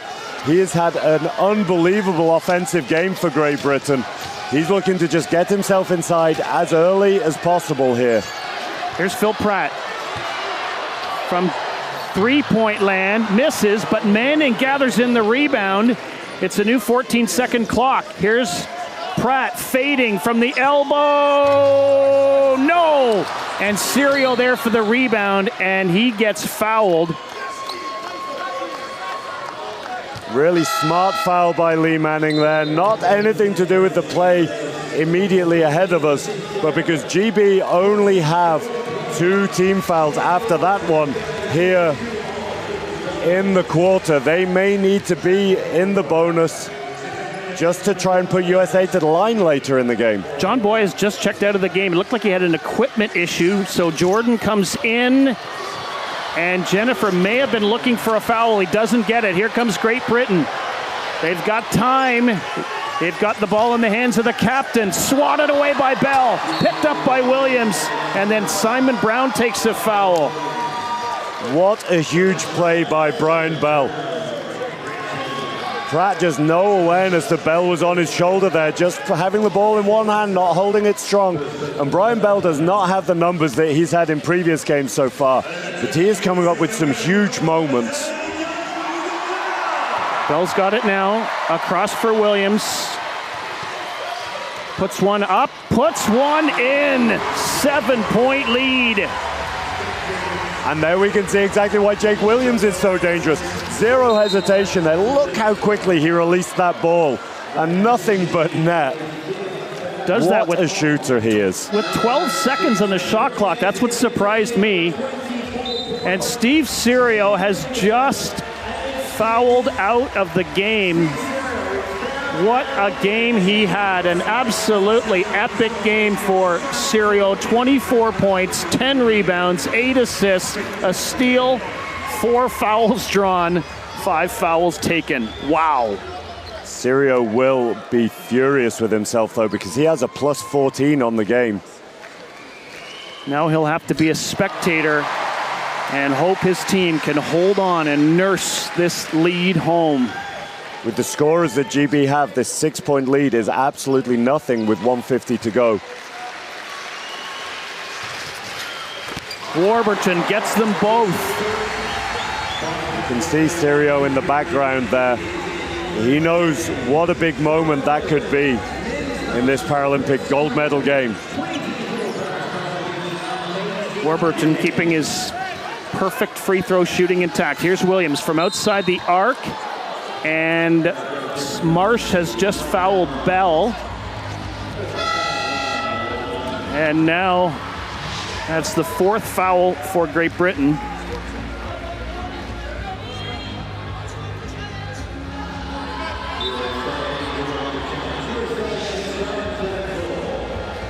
So USA's challenging here. What would they be challenging specifically, Joe? We haven't seen a replay ourselves yet, but I would imagine that they might think that Marsh made no attempt to get in front of Bell there, that he deliberately dug his foot plate into Bell's chair to take him out, that it may have been overly aggressive. My initial reaction is that that wasn't the case, but it's very, very hard to tell on one viewing. And that's why the referees, it's key that they take their time.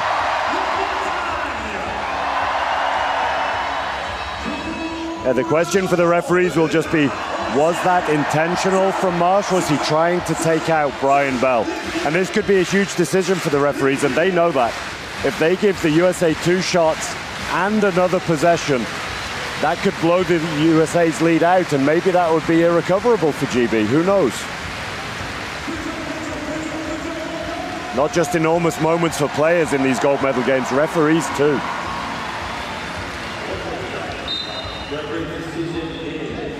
So not an unsportsmanlike. It'll be foul shots for Bell, or will it? No, not yet. One more, because Great Britain is not in the bonus until the next foul. They're going to inbound it. This is crucial. John Boyd back on the floor again, had a brief breather, gives it to Williams. He's had ice in his veins so far. Puts up a 3, it's short. Rebounded by Marsh. Pratt's all alone. And it is a 3-point game. USA just not safety aware there. They had to make sure there was someone covering Pratt. Here's Williams. Marsh gives him a nice little pick. Throws one up. And it finally drops in. My goodness. And you can see that Jake Williams is determined. He's going to be the guy that takes over here. If his captain's out of the game, then he's going to take this team on his shoulders. Here is Pratt inside for Simon Brown. Can't get it to roll in. Bell has rebounded for Boy, and he's fouled by Manning. That is his 4th personal with 56 seconds left.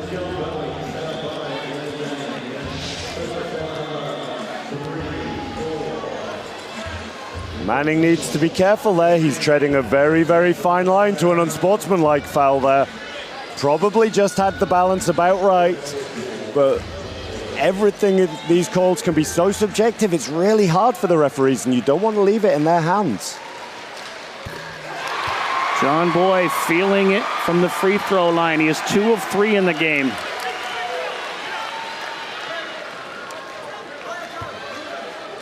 We've talked about big game players in big moments. These are huge free throws. 6-point lead. Great Britain chasing the game. Here's Pratt. Bounces it to Marsh. Back to Pratt. Warburton lurking over on the far side. Foul called here on Trayvon Jennifer. And that is his 4th. Absolutely the wrong guy to foul again. Terry Bywater's coming into the game for Great Britain. Dynamite shooter.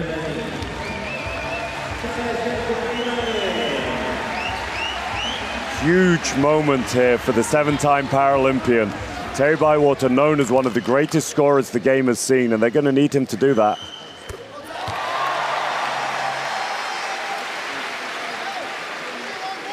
Pratt cuts it down to 5.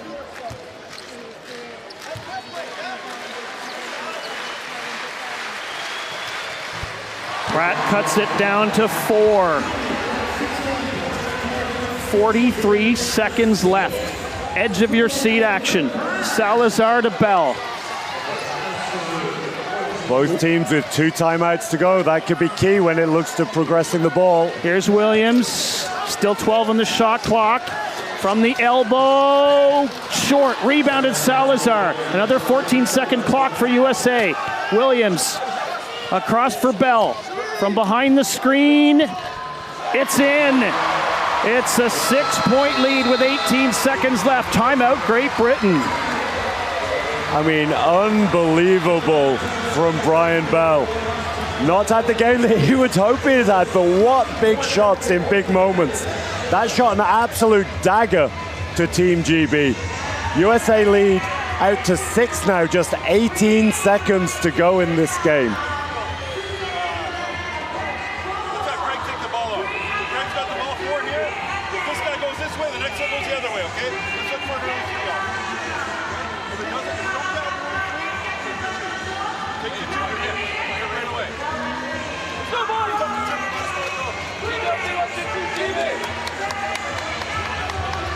It looks like, I'm just waiting for confirmation, it looks like that Manning might be back in the game here. I would be surprised.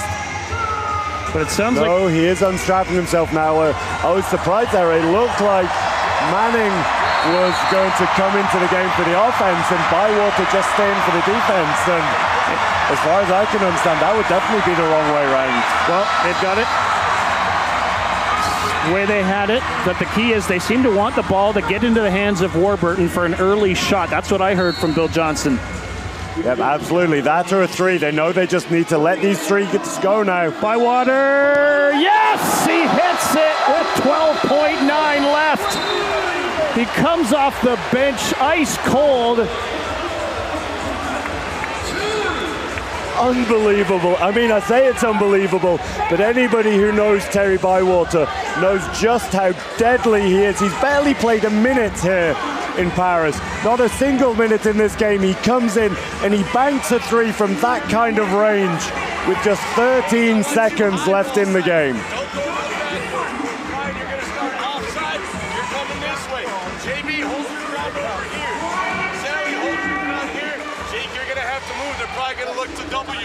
Sally, you can always come up and set this big for Jake. Jake can roll around. You hold your ground there. I'm going to sit. Hey, we were in a situation before. Whatever happens on the free throws, we do not give up a 3. We want them to take it 2. We do not give up a 3. Devote yourself. Okay? 1, 2, 3. We heard that timeout from Team USA there. Absolute composure on their bench. They know that at the minute they have the lead. They know though that GB are going to have to foul, so they absolutely need to get the ball in the hands of their best free throw shooters now, but GB know that as well. Jennifer Bell fouled. 11.8. They get it nice and early. Foul on Pratt. That's only his first foul of the game. So also they get the foul on the right guy. They get Bywater back on the floor. One of the key points here for Great Britain is that they don't go in too hard for these fouls. They need to be aggressive enough to get the foul early, but not so aggressive that it's an unsportsmanlike. They can't afford to give up the extra possessions.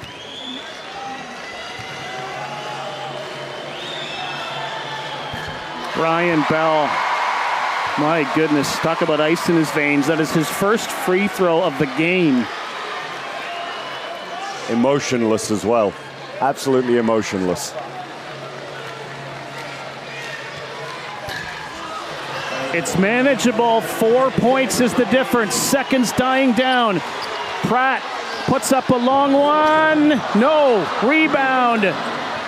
Bouncing around. USA's got it. USA with a three-peat. They take it 73-69 in an incredible gold medal battle here in Paris. What an unreal performance by the teams there. USA knew that they were going to have to come out hard. They knew how dangerous GB's scorers were, averaging nearly 81, an unbelievable 81 points a game. USA holding them, though, to just 69. In a game when Steve Serio fouls out with over 2 minutes to go, and the United States pieces together the lineup, gets a really amazing performance from Jake Williams with 26 points, 8 assists, and 3 rebounds in support of Serio's 24, 10, and 8. I mean, we've talked about the depth of this US team, that they have scorers all over the court, but they're also capable of doing that. Steve Serio averaging 11 a game coming into this one. All of a sudden, he goes for 24 on 56% shooting to go with 10 rebounds and 8 assists. Not just a facilitator, but a world-class scorer as well. Rob Taylor was an assistant coach on the first 2 gold medals for USA under Ron Likens, but this time he's the head man. There's the captain. What a performance from Steve Serio, and respect all the way around from the likes of Phil Pratt.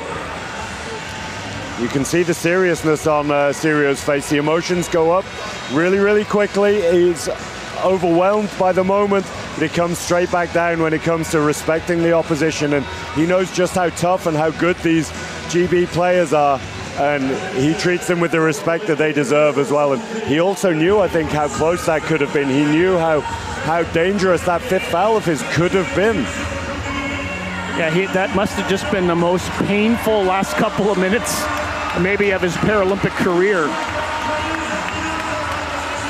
I mean, it must be so tough as a captain to be sat there knowing you've had such an incredible game and knowing there's nothing more that you can do on the court to help your team. As we see Terry Bywater there, the 7-time Paralympian, and that's going to hurt him.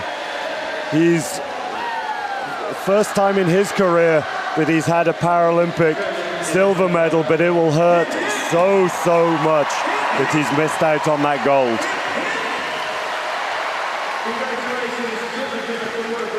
Well, the team from the United States found a way to win this game over an absolutely ferocious, hungry Great Britain team. Nate Hines enjoying the moment. The assistant principal. That's where you can see how much it means to the players. They may not have had a minute in this game, but they know that they've been a key part of the journey. They've been there supporting their teammates, helping them prepare for this. And this was maybe the first time that the USA have gone into a gold medal game as underdogs. Yep. A new experience, despite all of their experience, a new experience for them. First Paralympic gold medal for Taylin Jordan, who joins the team as they get the hat trick of golds and have a few first-time gold medalists on the team, the likes of Fitzpatrick and Salazar, Romo, Meyer, and interesting, Paul Schulte, who has a couple of bronze Paralympic medals, now gets his first gold as he came back out of retirement to do it. Yeah, Schulte, who's a few years ago now, was one of the best to ever do it. He won World Championships golds in '98 and 2002, but as you say, never doing it on the Paralympic stage.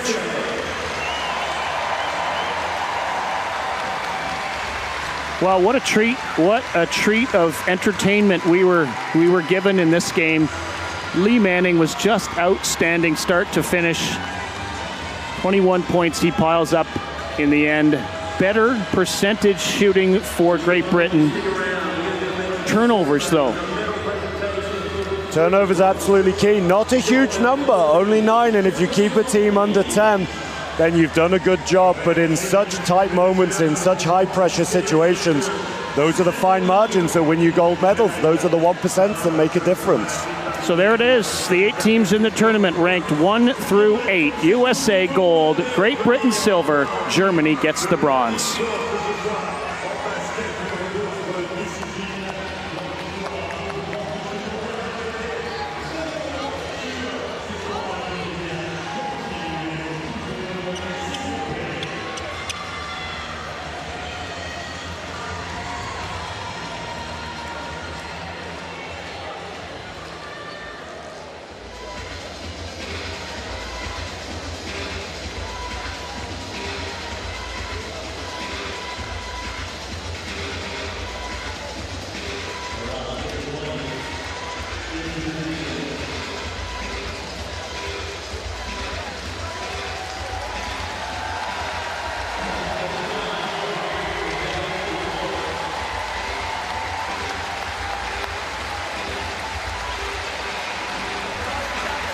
The victory ceremony, the medals will be presented very shortly here. Steve Serial, the captain of his team, Nate Hines, he's ready to break into some kind of emotion. AJ Fitzpatrick, see, he's got some emotion on his face too. Phil Pratt, Greg Warburton are the only 2 Great Britain players who played the entire 40 minutes. Williams, Bell, and Jennifer did it. And Sean Boy almost did it, all short of 1:33. Steve Serial got in 35 minutes and 20 seconds. Did a brief glimpse there of Mikey Pay, the assistant coach of USA. He was part of the first 2 gold medals in Rio and Tokyo.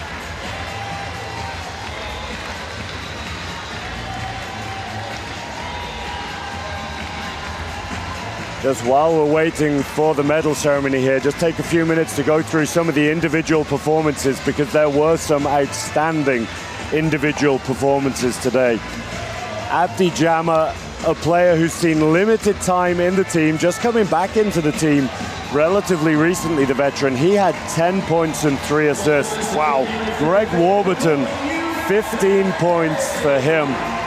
Lee Manning was an absolute monster inside. 21 points on 83% shooting. Wow. 1 of 2 from the free throw line. An enormous 16 rebounds from him as well. And Phil Pratt, 17 points, 16 assists. Wow. Fantastic numbers there from a fair number of those GB players. But USA, Jake Williams, 11 of 24 field goals, 26 points for him, alongside 8 assists. Absolutely not just a scorer. Brian Bell, percentage-wise, we'll ignore the percentages, wasn't his strongest day, but he hit 7 huge points, including an enormous free throw at the end of the game, along with his 9 rebounds and 5 assists. Captain Steve Serial, 24 points on 10 of 18 shooting, including 2 of 3 three-pointers, 10 rebounds, 8 assists for him. Trayvon Jennifer, an enormous 14 points at 71% shooting, 4 of 5 from the line. And we talk about big game players. He was a 60% free throw shooter leading into this, shooting 80% here from the line today to go with his 7 rebounds. Enormous performances from both sides. USA captain Steve Serial had a huge impact on this game. And then I just looked it up, it was only in the final minute that he took his final 5th and final foul. But that minute, of course, lasted about 8 or 10, as it often does in basketball. And those were Pretty painful, anxious moments maybe for Sirio, who rises to the moment for the second time in a row after the 28-point game he had against Japan in the final in Tokyo. 24 today. Double-double with 10 rebounds and only 2 assists shy of a triple-double.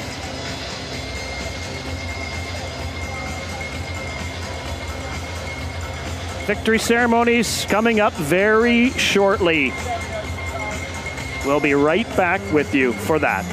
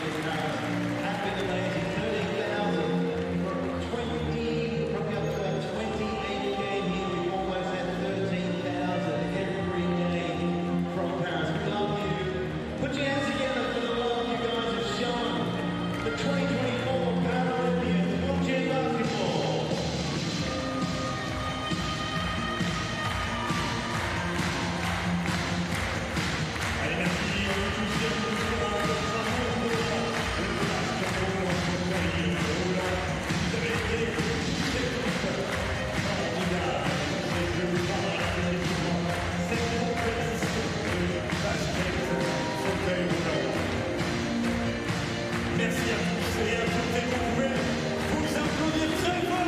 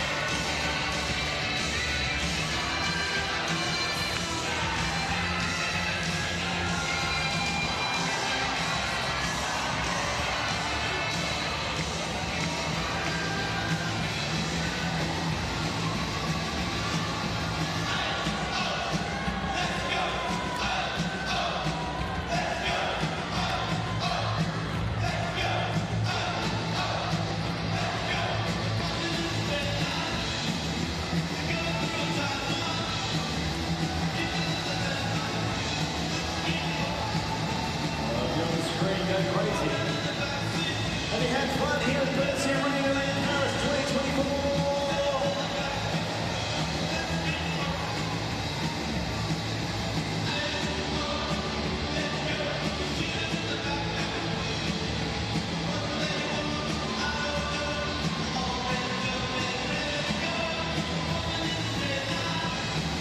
Allez, j'espère que maintenant vous allez passer un agréable moment avec ces Jeux paralympiques.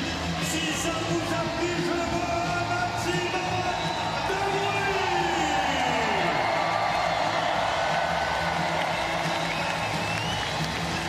Qu'est-ce qu'on fait? On recommence l'année prochaine? Ah ben non, on pourra voir Reims. Allez, merci Arena, qu'on vous entende une dernière fois.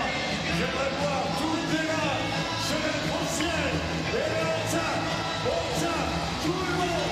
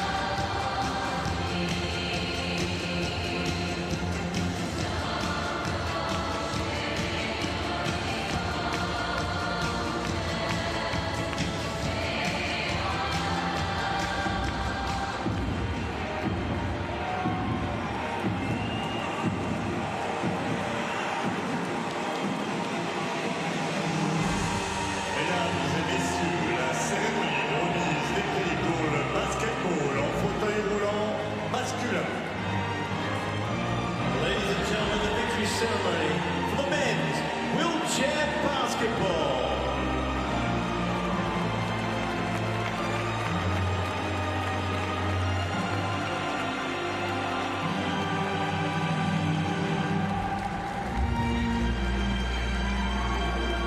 This is the moment that many of these athletes have been waiting their lives for, the victory ceremony to be presented with their Paralympic medals for men's wheelchair basketball. We've just had an incredible tournament in Paris at the Versailles Arena. The players put on a show. The fans came out in huge numbers and supported every moment of every game. It was incredible to remember that. There's going to be some tears for some athletes who thought maybe they could do one step better. There's going to be tears for athletes who can't believe how well they've done.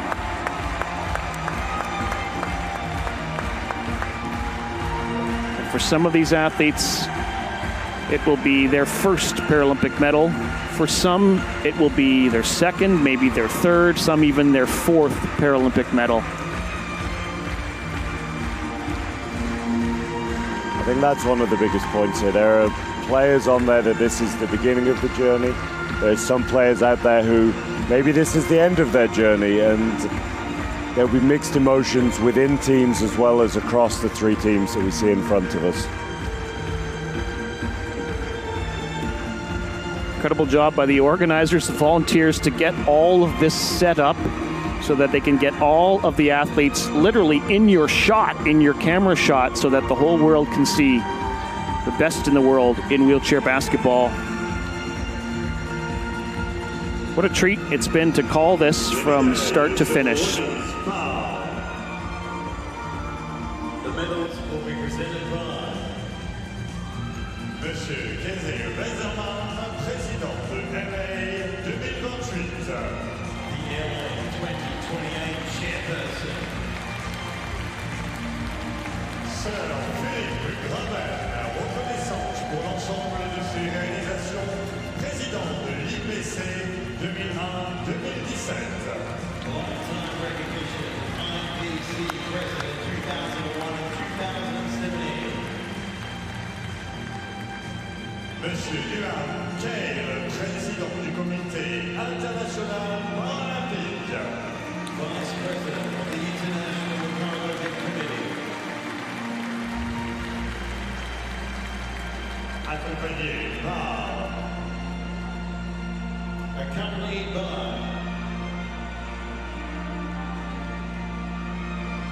Monsieur Wolf Merens, président de la Fédération internationale de basketball roulant. President of the International Wheelchair Basketball Federation. Monsieur Walter Faller, vice-président de la Fédération internationale de basketball en fauteuil roulant. Vice President of the International Wheelchair Basketball Federation. Monsieur Norbert Coursera, secrétaire général de la Fédération internationale de basketball en fauteuil roulant. Secretary General of the International Wheelchair Basketball Federation.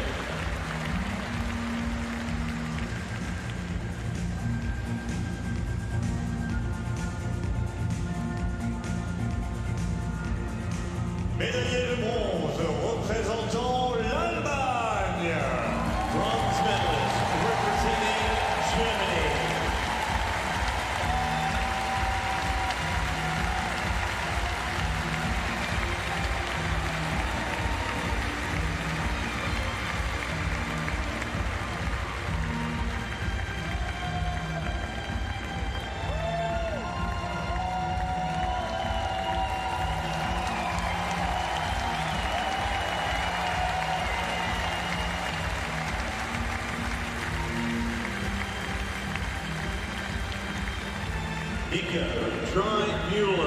Tonight, Muller had a great game in the bronze medal match. Started on fire and got Germany rolling. Gunnar, huge tournament started. The last significant key games for Germany. What a substitute he was throughout the tournament. Outstanding. Lossner, like all the others, winning their first Paralympic medal, first medal for Germany since 1992. Jan Haller, what a moment for the captain to be awarded that medal. John Sadler, another Hanover United player, getting that medal around his neck.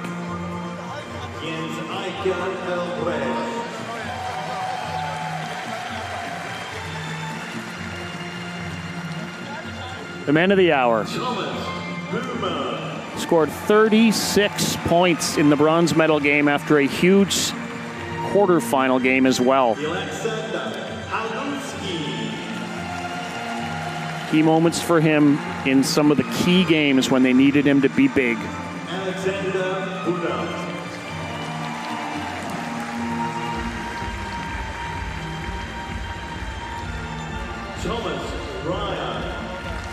What a thrill for the first-time Paralympian.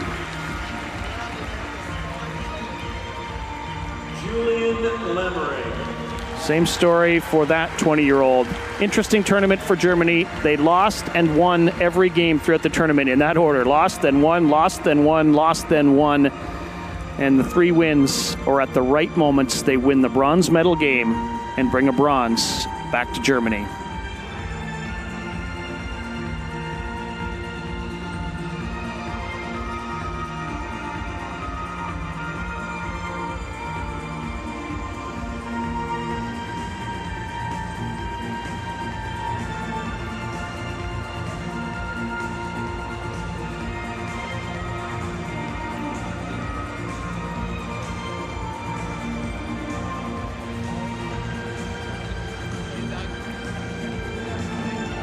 As we said, for some of these players, this might be the last time that they're on this stage. There are a lot of young players in this Germany team. Players like Thomas Ryer, like Julius Lammering, guys with huge futures ahead of them. And the future really does look bright for Germany wheelchair basketball.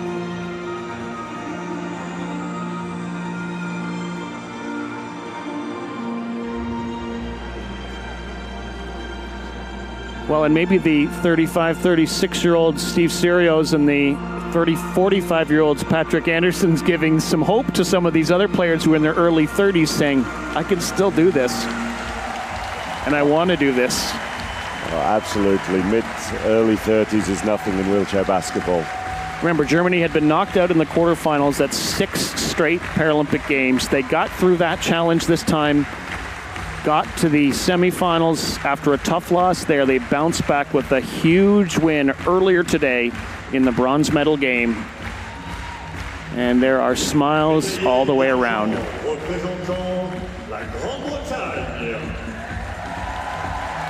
medalist representing Great Britain.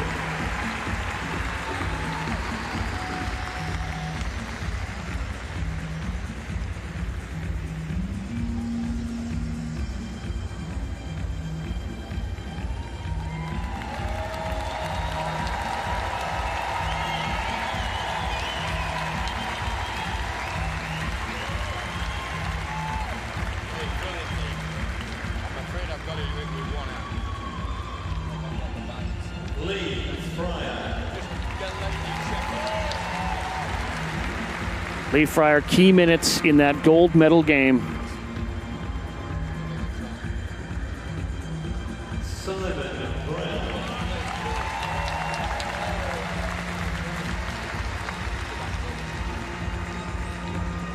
Medals being presented to the Great Britain players by Sir Phil Craven here.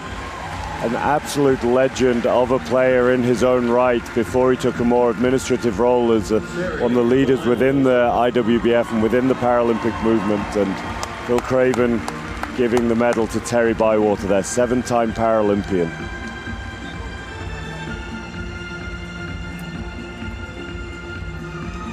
Harry Brown, smile on his face. Difficult at times, of course, winning a silver medal, knowing that you've just lost that last match, but still a silver medal, I'm sure in reflection, will be a highlight of the career for a lot of these players, despite the disappointment right now. 4th medal for Abdi Jama's career. Big contribution.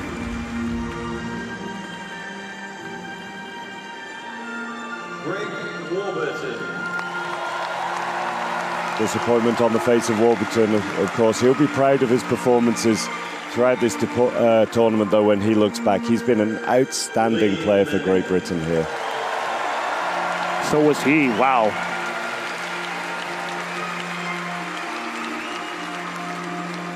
Jim Palmer, starter in every game.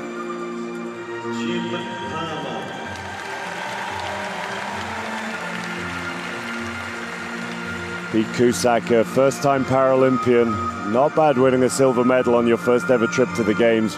He had a huge role to play in the game today as well, and he can be proud of himself.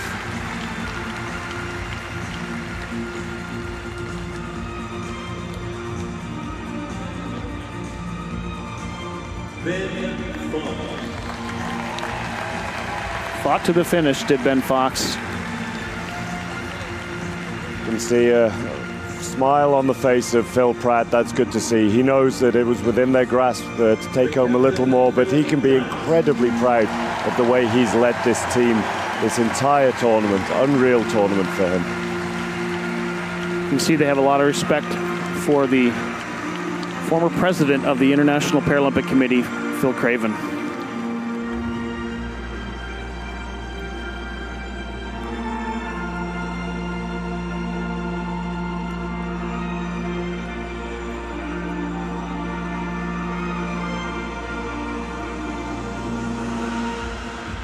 Simon Brown, you can always see such an emotional player, but absolutely has always played with his heart on his sleeve for GB, and you can see that's a tough one for him. Look at that shot that Bywater hit coming off the bench, ice cold in the fourth quarter. I mean, if I think through the wheelchair basketball I've seen over the years, there is no one in the game that I'd rather have take that shot than Bywater, but still an unbelievable moment in this final.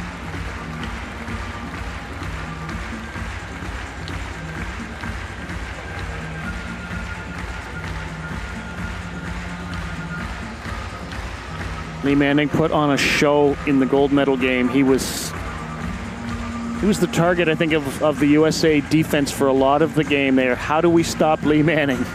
Exactly, and in periods it worked quite well. They managed to stop him here and there, but over the course of the game, he was just an absolute giant for Great Britain today. Tough for these Great Britain players. Last year it was silver against USA at the World Championships. This is silver at the Paralympic Games. It'll make them a little hungrier, I would imagine, for some of them the next time out, wherever and whenever that is. For sure, and we just saw legends of the game there. Dan Johnson, former long-time Great Britain player. The emotions here just aren't from the players, they're from the fans, from the families that have travelled all around the world watching them, and they can be proud of their team. By the way, that was the 5th Paralympic medal for Terry Bywater. Not a bad return on 7 games. But these are the heroes of the day. United States of America, the gold medalists. For some of these players, their 3rd in a row. 5 of the players were with the team in Rio and Tokyo and Paris, including Jake Williams, who was an absolute rock star. You might say he's the MVP of the tournament.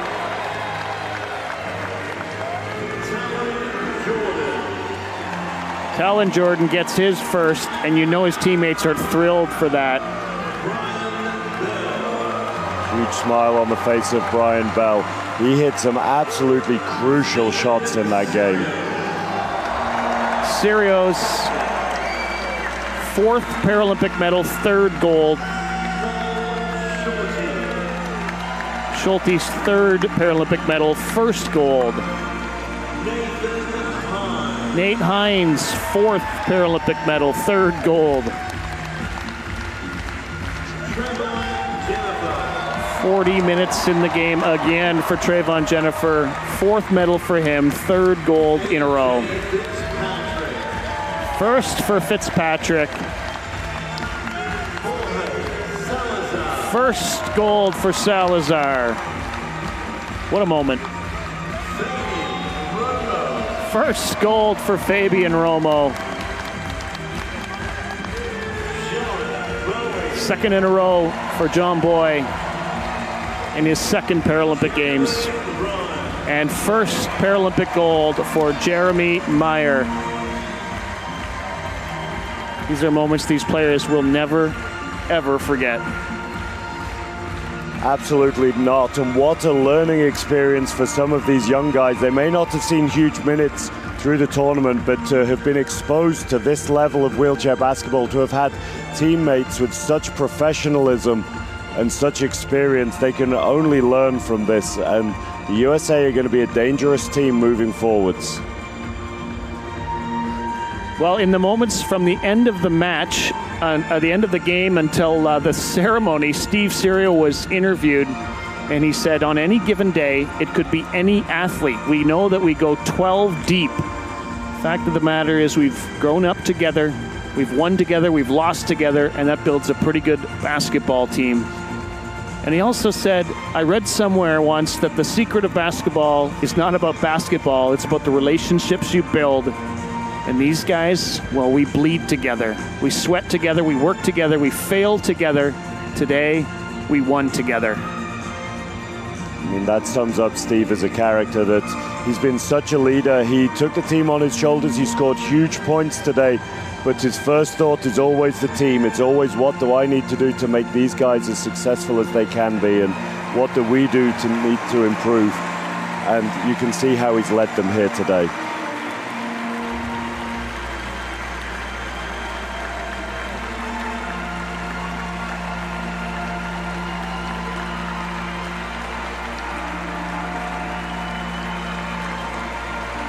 He also said, interestingly enough, to cap off my Team USA career with a win like this.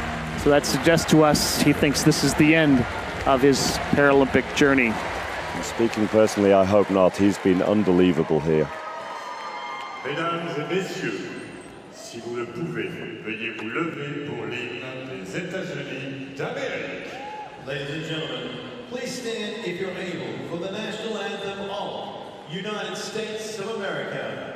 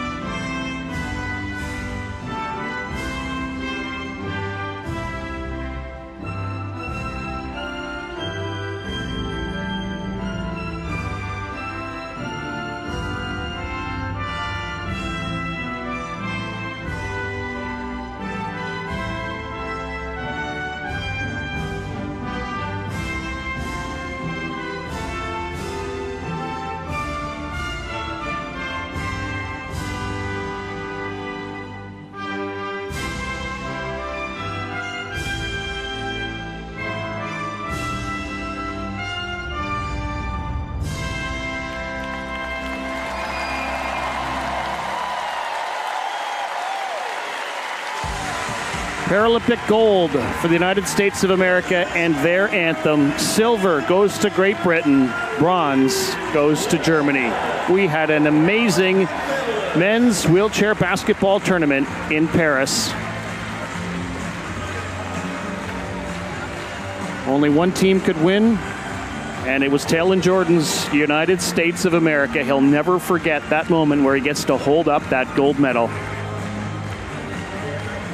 I think so many of these players, as you've said, have won this medal a few times before now, but I'm sure that feeling doesn't get old as we see emotion on the face there of Trayvon Jennifer, and just how much it means to so many of them. Really never gets old, that feeling.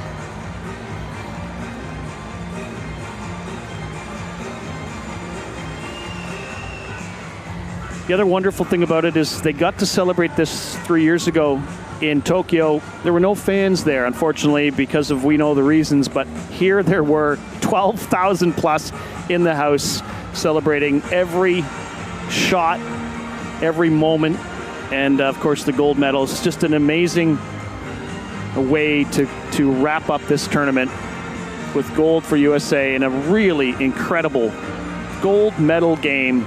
Earlier in the day, it was the bronze won by Germany in their clash against Canada.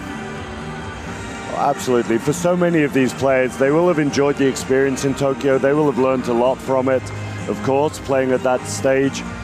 But the fact that so many families have traveled here today, I've bumped into so many of the American players' families just around the arena and in Paris, and that they're following them here all around the world. And it's not an easy journey for some of those families to make, but they're so proud of their families, of their friends, and families of the players, of the coaches here to support them, and that makes this moment even sweeter. Guys are saying, how much longer do we have to smile? Well, if you won a gold medal tonight, USA, you'll be smiling throughout the night and probably on the whole flight home. Oh, I'm sure. There are definitely some characters on that team that know how to celebrate. They've got a lot of experience of it, of course. They've had the practice, but I'm sure they'll be having a great evening tonight. Well, we especially tip our hats to the three who've won 3 straight gold medals. Jake Williams, Brian Bell, Steve Serio, Nate Hines, and Trayvon Jennifer. You've accomplished something that no one has ever done in wheelchair basketball. We tip our hats to you.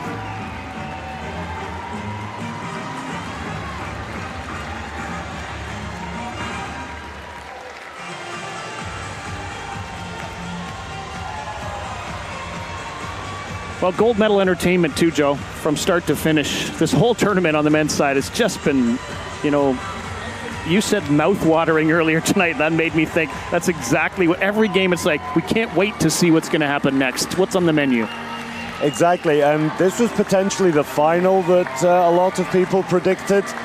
But as we said earlier, the first time I would say the USA have gone in as underdogs, and they've really had to scrap, and they've had to fight, and they've had some unbelievable individual performances to get here and to just battle for this gold medal. But that's been the theme of the tournament.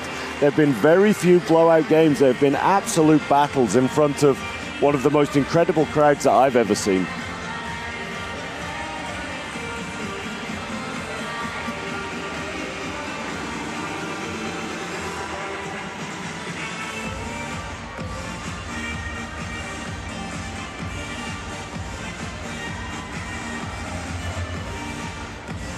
I'm always amazed at how big and bulky and heavy these medals are. They seem like they get bigger every time. I'm sure they do, but they won't be weighing heavy on any of those guys right now. They'll be absolutely loving every minute of it. You see, struggling to even keep their eyes on the photo. They're just wanting to look down at that medal and just realize what it is they've achieved here. And how about for Rob Taylor? He was the assistant on the first 2 gold medals. This time, he was the man in charge. Definitely, it's difficult to remember sometimes when we see some of these athletes creating such incredible stories that there's a lot of pressure on these coaches too, and to be the guy that replaces back-to-back gold medals is a huge responsibility, but he's got a great staff around him, so much experience, people like Michael Pay there on the bench, multiple gold medal winner as a player, hugely experienced in the professional game, and how much will it mean to him as well? Steve Serio's got the scissors ready, Joe. He is ready to cut down the mesh. And what a thrill this is, and a big part of basketball championship lore. It's a tradition that somebody from the team, some teams do it differently. Some guys, it's the rookie that goes up. Some people, it's the captain. Maybe it's a veteran who's retiring.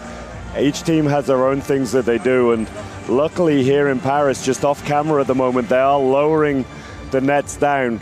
It wouldn't be the first time that I've seen a guy in his wheelchair lifted up all the way 10 feet in the air to the net and climbing up on top of that net to cut it down. But here in Paris, they cut it down, and what tends to happen, again, it's not always the case, is that they'll cut that net down, both nets usually, and each player will get a piece of that net that'll go around their medal, something extra alongside that medal to remember the tournament by that they're the nets that they scored through. These are the nets that won them that tournament.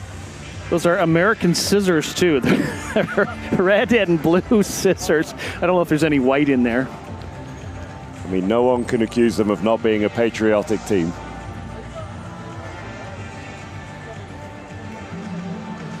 Yeah, they came prepared for the victory, I suppose. Maybe had it hidden. So Steve Serial's going to cut this mesh down one at a time. He hopes those scissors have been sharpened, because otherwise this could take a while.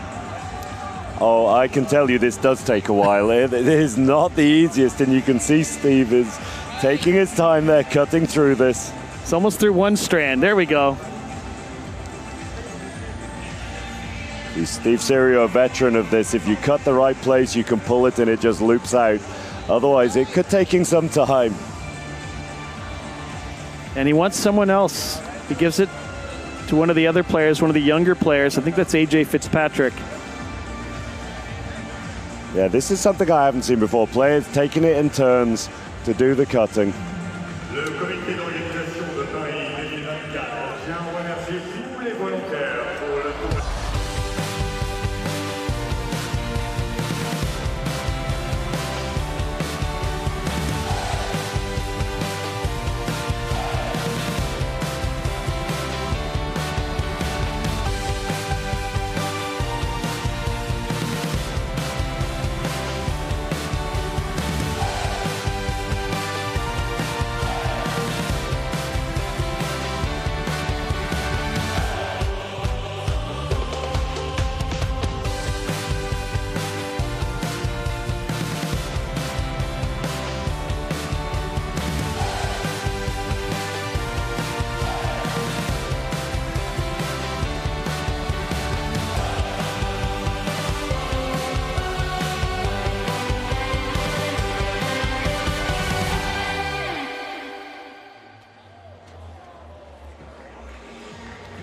You can see the players just continuing to cut the net down here, and for me, MVP of the tournament, Jake Williams, is the one who's cutting the net down right now. A guy who's known as one of the most lethal scorers in the game, but he's shown his defensive side as well, leading the tournament in points and steals, as well as the 4th most assists in the tournament. What a tournament it was. And on behalf of Joe Bestwick, my name is Rob Snook. We loved every minute of it. We hope you did too. Thanks for watching Men's Wheelchair Basketball from Paris 2024.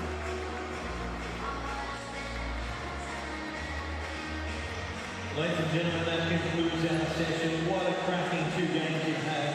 One more time to grab applause. The United States of America, your back-to-back Paralympic gold medal.